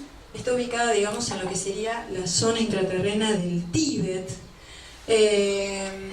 Digamos que se ofrece la posibilidad de analizar esas experiencias humanas y ver en qué situación humana es la más favorable para encarnarse, para poder aprovechar rápidamente el tiempo evolutivo que cometí en mi vida anterior, ¿no? O sea, si yo tenía que aprender la materia de generosidad y no la aprendí, me dicen, bueno, mirá, en esto te equivocaste, te hicimos millonaria, no fuiste solidaria, ahora vamos a ponerte en otra situación que te favorezca para que vos seas generosa. El problema es que la humanidad se lleva todo el tiempo las materias. A diciembre, a marzo, volvemos, reencarnamos y así, y seguimos, y no escuchamos. Y entramos en una rueda karmática que si no venía Cristo, nos iba a hacer descender y detener la evolución del planeta Tierra. Y esto es lo que no va a suceder. No podemos alterar más el sufrimiento y exagerar el sufrimiento de la Madre Tierra y detener su camino evolutivo. Y finalmente, bueno, a no confundir Shambhala con lo que sería Shangri-La. Shangri-La sería la zona etérica, donde muchos maestros ascendidos y seres de otras dimensiones, dentro de la zona o cerca de la zona de Shambhala, templos etéricos, guardan lo que sería el registro de la humanidad, se llaman registros akáshicos. No es un lugar donde van los seres desencarnados, sino es un lugar de custodio, de mucha información del planeta vital. Y finalmente lo que sería el paraíso, cuya entrada está en el polo sur, principalmente, pero hay otras entradas, ¿sí? Todos los lugares que se llaman portales dimensionales son entradas porque todo el mundo subterráneo se interconecta. El Triángulo de las Bermudas, Titicaca, Erx, ¿sí? Hay muchos lugares donde se consideran que hay portales dimensionales, donde después en la charla de mañana a la tarde Estela va a hablar específicamente de las funciones y de las ciudades intraterrenas y del rol que tienen en este momento.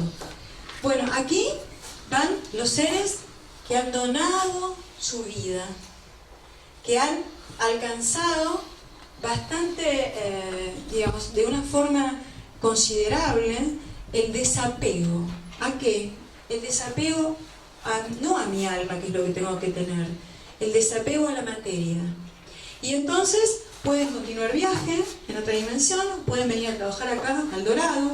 ¿Quiénes habitan el Dorado? Bueno, el Dorado, aclaremos que la vida en la Tierra intraterrena es anterior al hombre de superficie. Es decir, la Tierra puso en su nave espacial, adentro, los tripulantes, que eran los más importantes.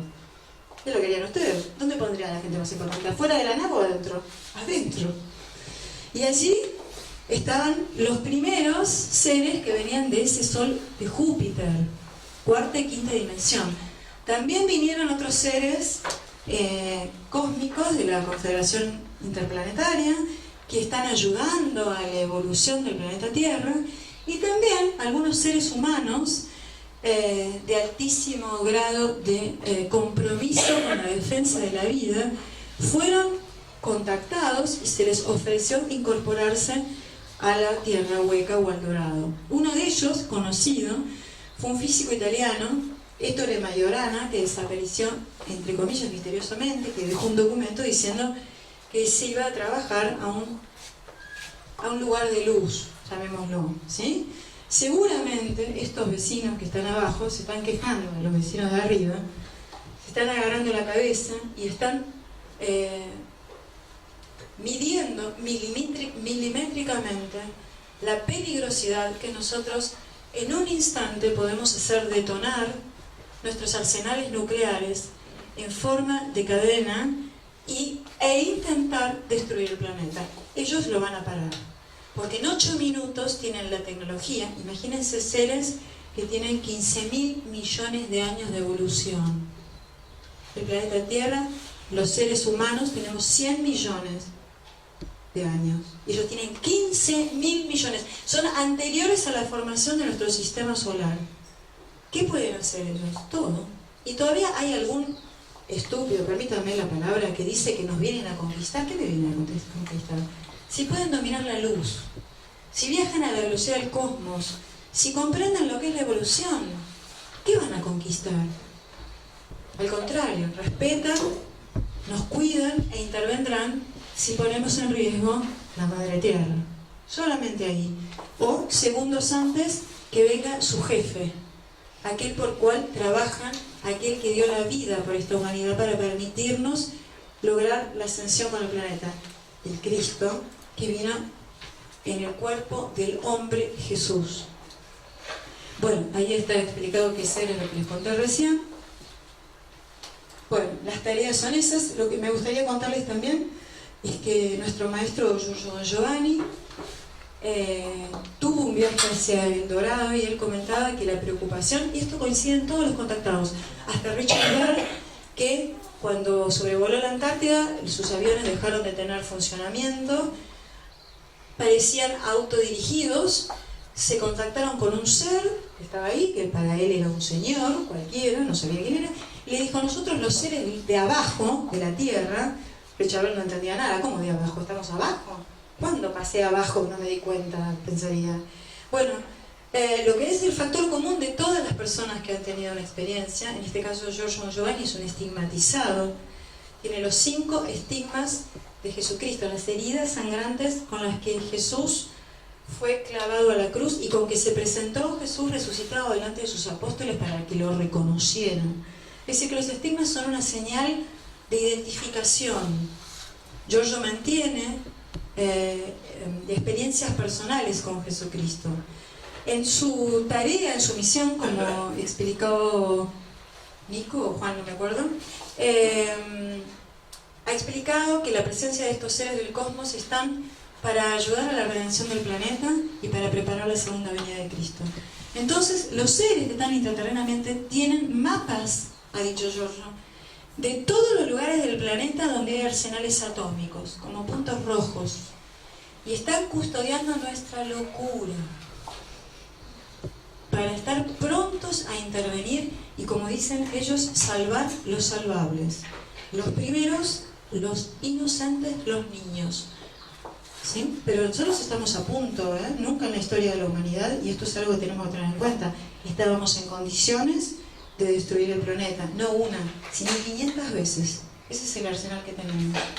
Su filosofía es muy simple. Nosotros estamos llenos de libros, de cursos, de profetas, de mensajeros. Ellos tienen una sola frase, miren, es esta: ama a tu prójimo como a ti mismo. Se acabó. Viven eso, entienden eso, ejecutan eso, trabajan por una célula, por un planeta, y siempre en respeto de las leyes del cosmos, el amor, la justicia y la paz, que es lo que desarrolla la armonía de los universos y permite la evolución de soles y planetas. Finalmente, entonces, hago un resumen antes de leer estos 2 mensajes.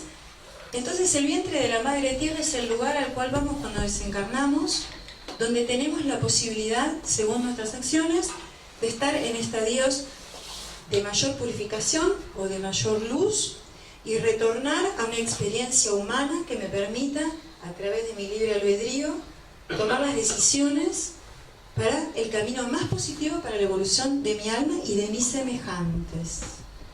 ¿Sí? Esto hablando de personas que nos encarnamos por karma, no que vienen en misión, que tienen una función específica y que posiblemente tengan la conciencia, no todas, la conciencia de venir en misión. Entonces, en esos 3 estadios, tenemos un ciclo. ¿Hasta cuándo podremos ir y expiar nuestras culpas kármicas en el vientre de la Madre Tierra y retornar a la Tierra y vivir una encarnación, volver, desencarnar, pensar que hice las cosas mal, vuelvo a la Tierra? ¿Sí? ¿Cuándo termina ese ciclo? Bueno, ese ciclo va a tener un cambio. ¿Sí? La escuela, planeta Tierra, va a ser universidad. Y va a decir, los que se gradúan se quedan acá. Los que no aprendieron lo suficiente se van a ir a otra escuela.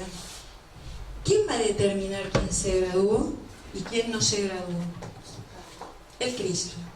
Jesucristo va a retornar a la humanidad y el Evangelio y el Apocalipsis habla del juicio universal de las almas. Es decir, del balance y de la oferta de redención que Jesús hizo hace 2000 años. ¿Para qué vino Jesús Cristo al planeta? ¿Para qué se encarnó la energía crística en el envase Jesús hace 2000 años? Para postergar el juicio que la humanidad en ese momento hubiera tenido y nos llevaba a todos a la muerte segunda. Y este planeta era una bola de nieve, de frío, de hielo en el espacio. Entonces Él detiene la ley karmática de la causa y efecto y se la pone sobre Él. Y nos permite volver en el ciclo de la Madre Tierra, del vientre a la superficie y de la superficie al vientre, para adquirir experiencias que nos den la posibilidad de evolucionar a través de su ejemplo. ¿Que cuál es? Sacrificate por tu amigo. Ponete una cruz que no te pertenezca como se puso Él. Él no le pertenece nada a nuestros pecados. Él podría haber dicho, ¿por qué tengo que ir yo a salvarlos? ¿Por qué me van a torturar a mí? Pero el Hijo de Dios vino al rescate de esta humanidad y de los inocentes y de sus amigos y antepuso el amor al karma y postergó en el tiempo, 2000 y pico de años, el juicio que tenemos que pasar, porque nos tenemos que graduar, porque la Tierra tiene que ascender, no soporta más la energía de la destrucción. Y entonces, ¿quiénes van a acompañar a esta universidad? Que lo que nosotros vamos a llamar el Edén, el paraíso terrenal que se va a instalar, como dice el Cristo, un nuevo cielo y una nueva tierra. ¿Quiénes la van a acompañar? Los que se graduaron.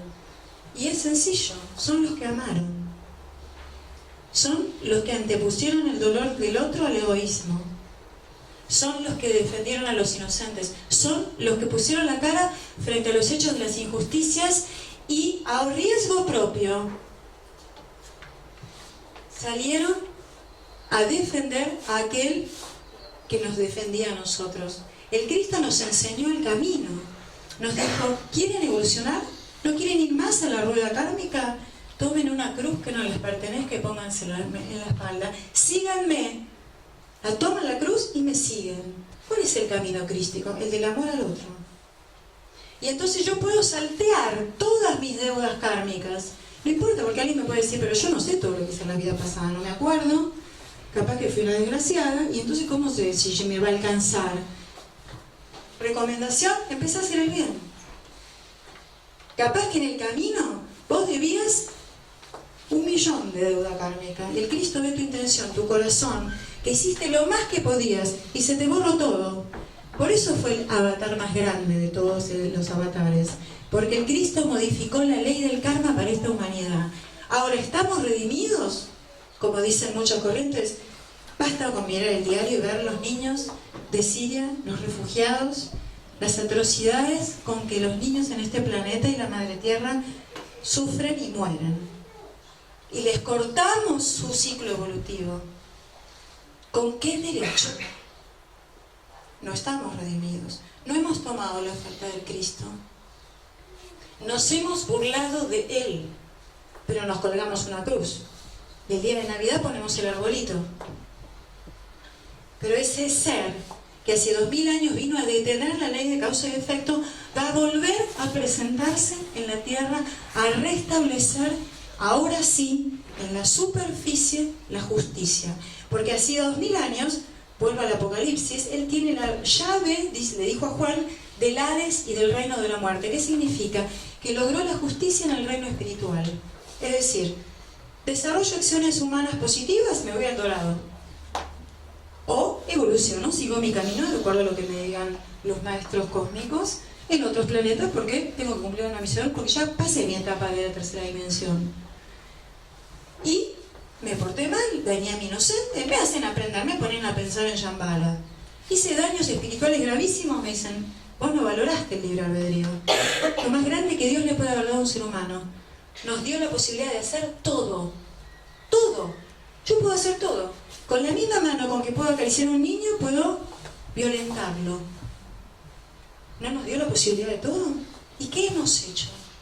Entonces, nuestro libre albedrío nos debía llevar en 7 encarnaciones, ese era el plan cósmico, a desarrollar las acciones que en una gran cantidad de la humanidad consiguiera el ascenso. Hoy la evolución es individual, pero nos queda poco tiempo, porque este planeta, explicamos las condiciones ambientales, no tiene mucho más tiempo para soportar la densidad material de la destrucción, y sobre todo porque hemos desarrollado armas nucleares. Y estamos en posición de hacer volar el planeta por el espacio. Y esto, el Padre de Cristo, que nosotros llamamos Adonai, el ser que está en nuestro sol, no lo va a permitir. Entonces, este ciclo está a punto, nos queda poco tiempo humano para aprovechar lo que se llama, lo que dicen los mensajes de la Virgen, la redención. Utilizar la posibilidad del libre albedrío para obrar positivamente. Y para que donde me encuentre el ciclo, no importa si desencarné o no desencarné, cuando venga el Cristo en ese juicio final va a juzgar a toda la humanidad, los encarnados y todos los que están en el Dorado, en Shambhala, en Agartha. Todas las almas en ese instante único van a ser evaluadas por su grado de amor y de compromiso hacia la vida. Y elegirá como un director técnico. Los mejores vengan conmigo. Los otros, les doy la posibilidad, se van a ir a otra escuela a seguir aprendiendo. Y aquellos que hayan hecho mucho daño a los inocentes, retornarán a lugares hacia atrás, como en los juegos, en un juego de la Oca. Los casilleros hacia atrás, que también son una posibilidad de evolución. Porque vuelven nuevamente al ciclo evolutivo a valorar el regalo más grande que nos podría haber dado, que es, repito, el libre albedrío. Y cierro entonces con 2 mensajes que recibió Giorgio Giovanni, que se refieren en estos tiempos a nuestro proceso evolutivo. Uno es del año 2004, recibido en Montevideo, que dice lo siguiente: Hijo de mi luz, escucha atentamente cuanto he de comunicarte.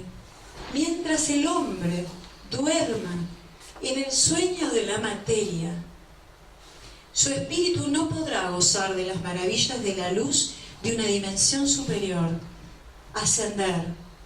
El nuevo cielo y la nueva tierra que va a poner Jesús el día que baje con sus huestes angélicas a la tierra y establecer lo que se llama paraíso terrenal.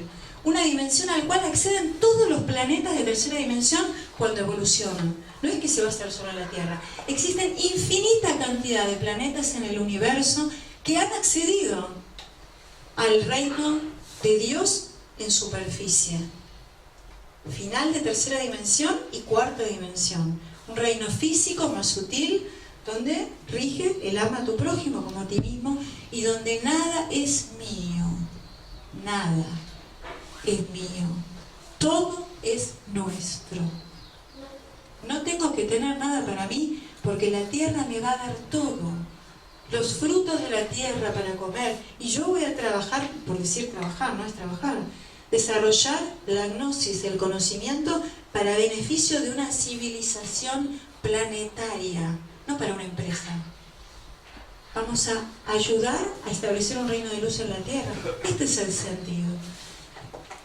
Hasta cuando el hombre morirá en la vida material, es decir, cuando me desapego del deseo de posesión, no podrá ascender hacia mi luz solar, seguir el camino evolutivo del que hablábamos. El tiempo ha llegado y la obra de mi Hijo Cristo en el mundo está por cumplirse. Entonces el hombre, el elegido, se convertirá en el Homo Divinis. Ten paz, hijo de mi luz. Y esta es parte de otro mensaje del diciembre del año 2004, que dice lo siguiente y establece 3 instantes en la historia de la humanidad de los pactos de Dios con los hombres. Este ser que nos creó y nos está mirando y que a pesar de eso apostó al ser humano. Envió a su hijo unigénito. ¿Ustedes enviarían a su hijo a salvar a aquellos que están depredando su casa? Miren lo que es el amor inconmensurable que tiene este ser por nosotros. El hombre ha roto el pacto de la nueva alianza con mi Supremo Espíritu por 2 veces.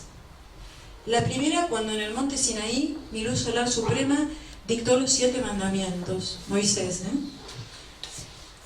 La segunda, cuando mi Hijo unigénito, Cristo, compenetró el cuerpo y el espíritu de Jesús, el hombre.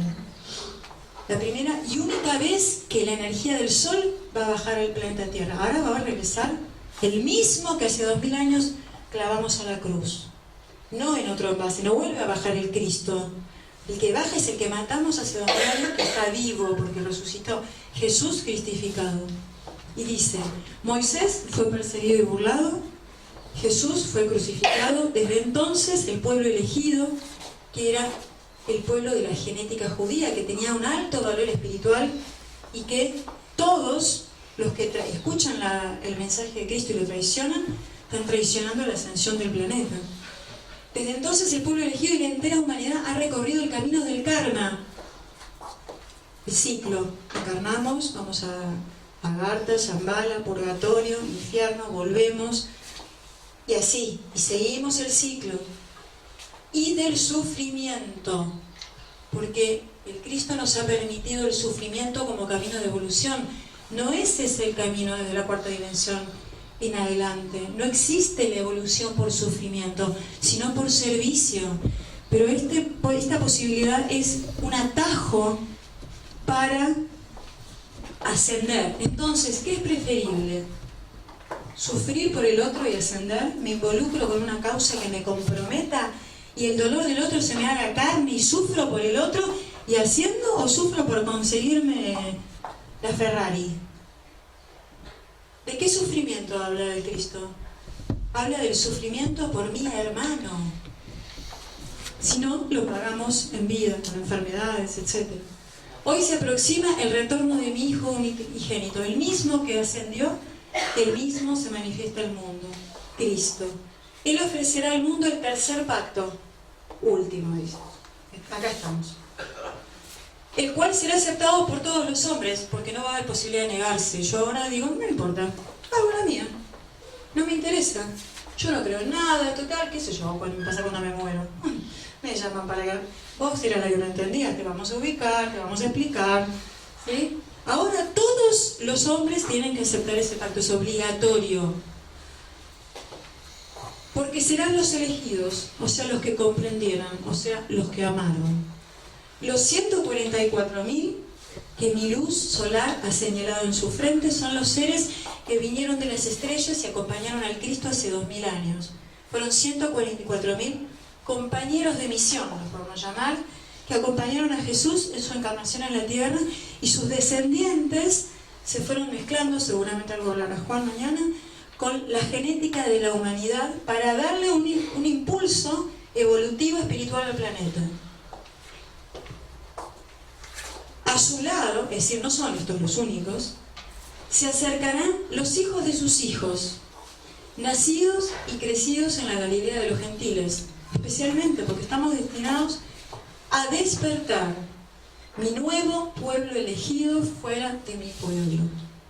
Tu misión, hijo, y habla Giorgio, como bien sabes, es despertar a los hijos de los hijos, a los elegidos, y reunir a todos, elegidos y llamados, a la presencia de Cristo, Hijo de mi Espíritu, Hijo del Dios viviente, el cual soy y seré eternamente en el cosmos.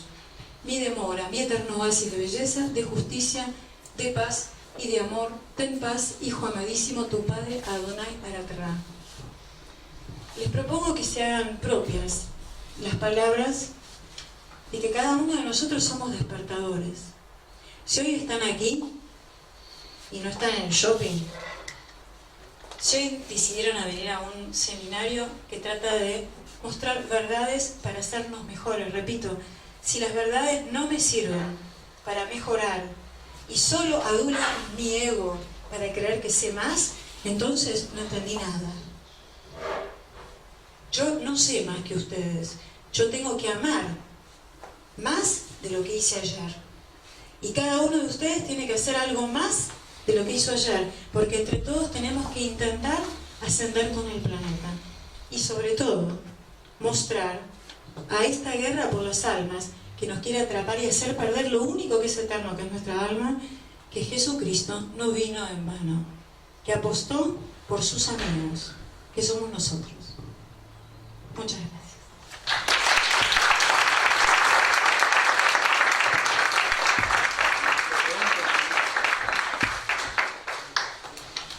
¿Alguno tiene preguntas para hacerle a Alicia? Los mandamientos de las 10. Los mandamientos Se modifican. Porque...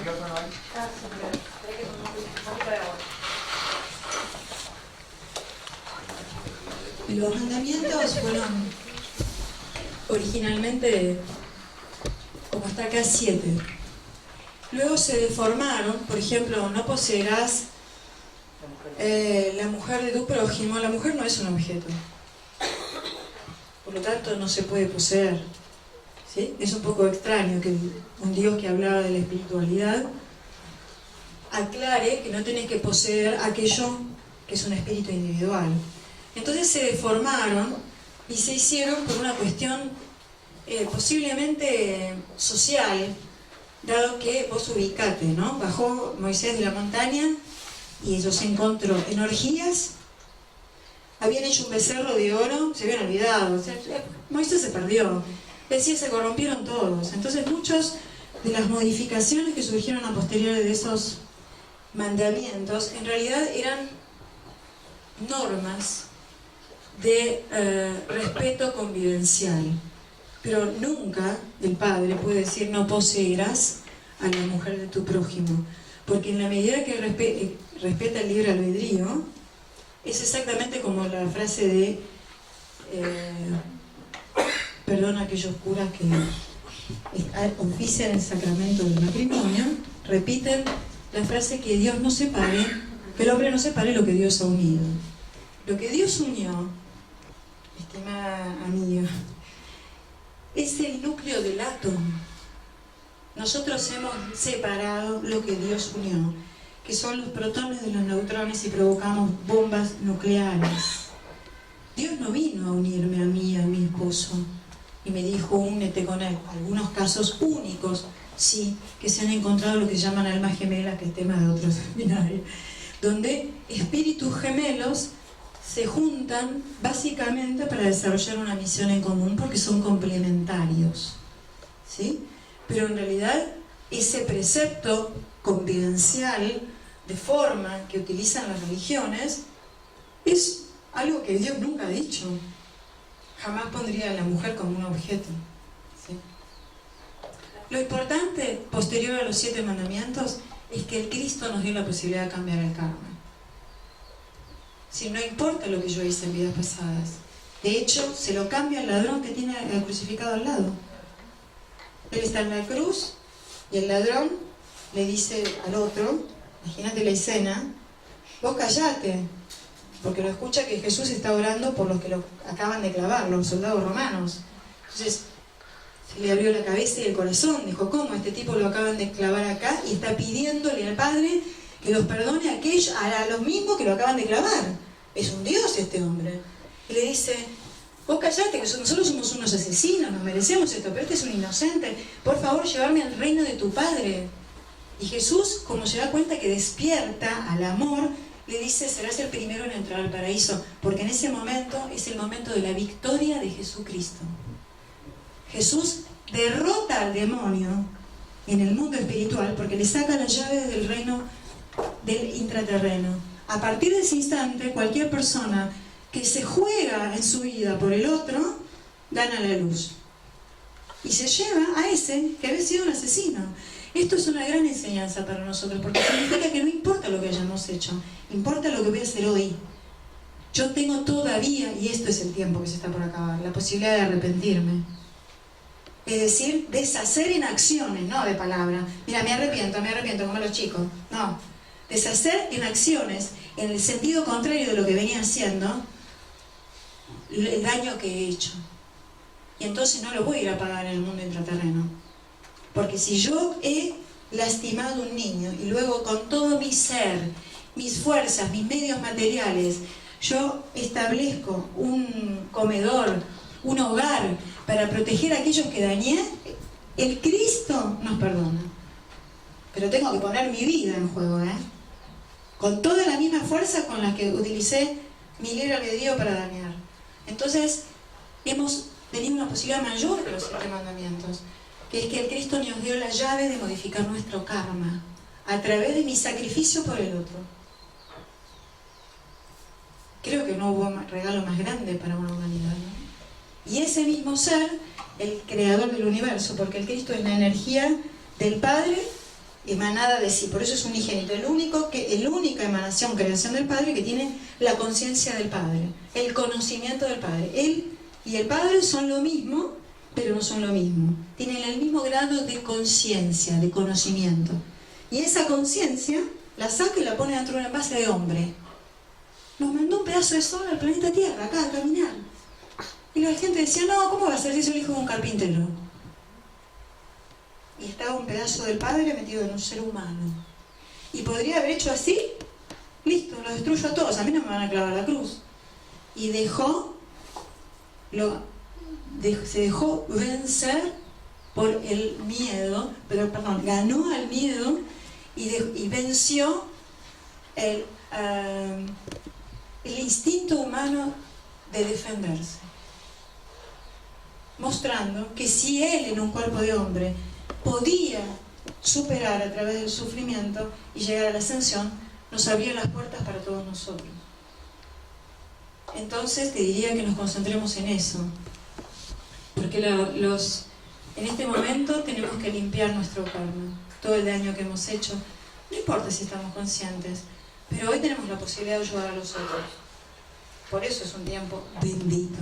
Y si estás aquí, estás en Ushuaia, estás en esta tierra que es bendita, mucho más.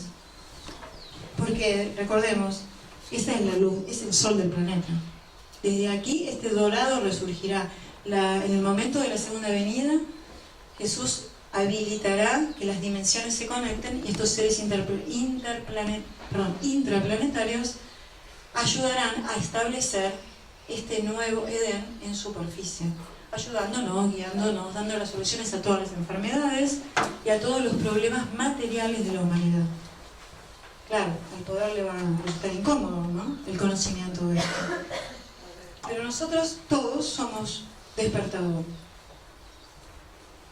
Una pregunta sobre mucha información de la que comentabas, yo la leí en información sobre la Hermandad Blanca, no sé si... Es lo mismo, muchos se refieren a los sabios y seres ascendidos intraterrenos como la Hermandad Blanca. En muchas corrientes espirituales los nombran así, sobre todo la corriente de Blavatsky, de la zona de una vidente de 1800, y suelen hablar de la Hermandad Blanca, los seres intraterrenos custodios del planeta. Sí, es lo mismo. Están custodiando las dimensiones espirituales, custodiando al hombre de superficie y... ¿Está el tratado de paz de Nicolás Roerich? Sí. Estuvo un tiempo en Shambhala. Sí, Nicolás Roerich, un pintor ruso que viajó a Shambhala, lo tenía para pasar, pero se iba a hacer muy largo, los cuadros de toda esa zona, donde él ve en sus pinturas, vamos a decir que es una notoria inspiración, a todos los maestros que vinieron como mensajeros a la tierra, fundadores de las religiones. Entonces tiene un cuadro pintado con Krishna, uno con Cristo, uno con Confucio, uno con Buda, etc., ¿no? Por eso yo dije que está una zona que se llama Shangri-La, que es una zona etérica, custodio de la humanidad. Sí, Nicolás Roerich, yo creo que fue un contactado, ¿no?, que llamado por algo, pintó su arte y finalmente encontró que había una dimensión superior. Yo a los 8 años leí el libro Amy, el niño de las estrellas. Y de esa vez, o sea, se me empezó a despertar todo. Es un buen despertador para chicos y encima el lenguaje que usa es muy fácil de integrar. Y explica bien las leyes de física cuántica o las leyes universales, que son muy prácticas. Yo te agregaría algo a lo que vos decís, que es que tome las riendas de nuestra vida, y eso está pleno en nuestra infancia. Por eso es tan importante no perturbar a los niños. Las cosas que aparentemente te van sucediendo como casuales, alguien te trajo ese libro y vos lo leíste, esos son acercamientos que el cielo hace hacia nosotros para despertar. Hay algo que te llama la atención, una persona que está hablando, un libro, un montón de señales que te van apareciendo y que te hacen un clic adentro. Pero esa cantidad de señales, en la adultez, cuando pasamos sobre todo... ¿Podrías explicar, Alicia, qué relación tienen las manchas solares con los estornudos solares? Ay, gracias. Muchas gracias. Bueno, como hablamos de un sol interno en la Tierra, nada en el cosmos. Qué lindo dibujo hiciste, Jasmine. Serviste el café a toda la gente. Acá tenemos una integrante.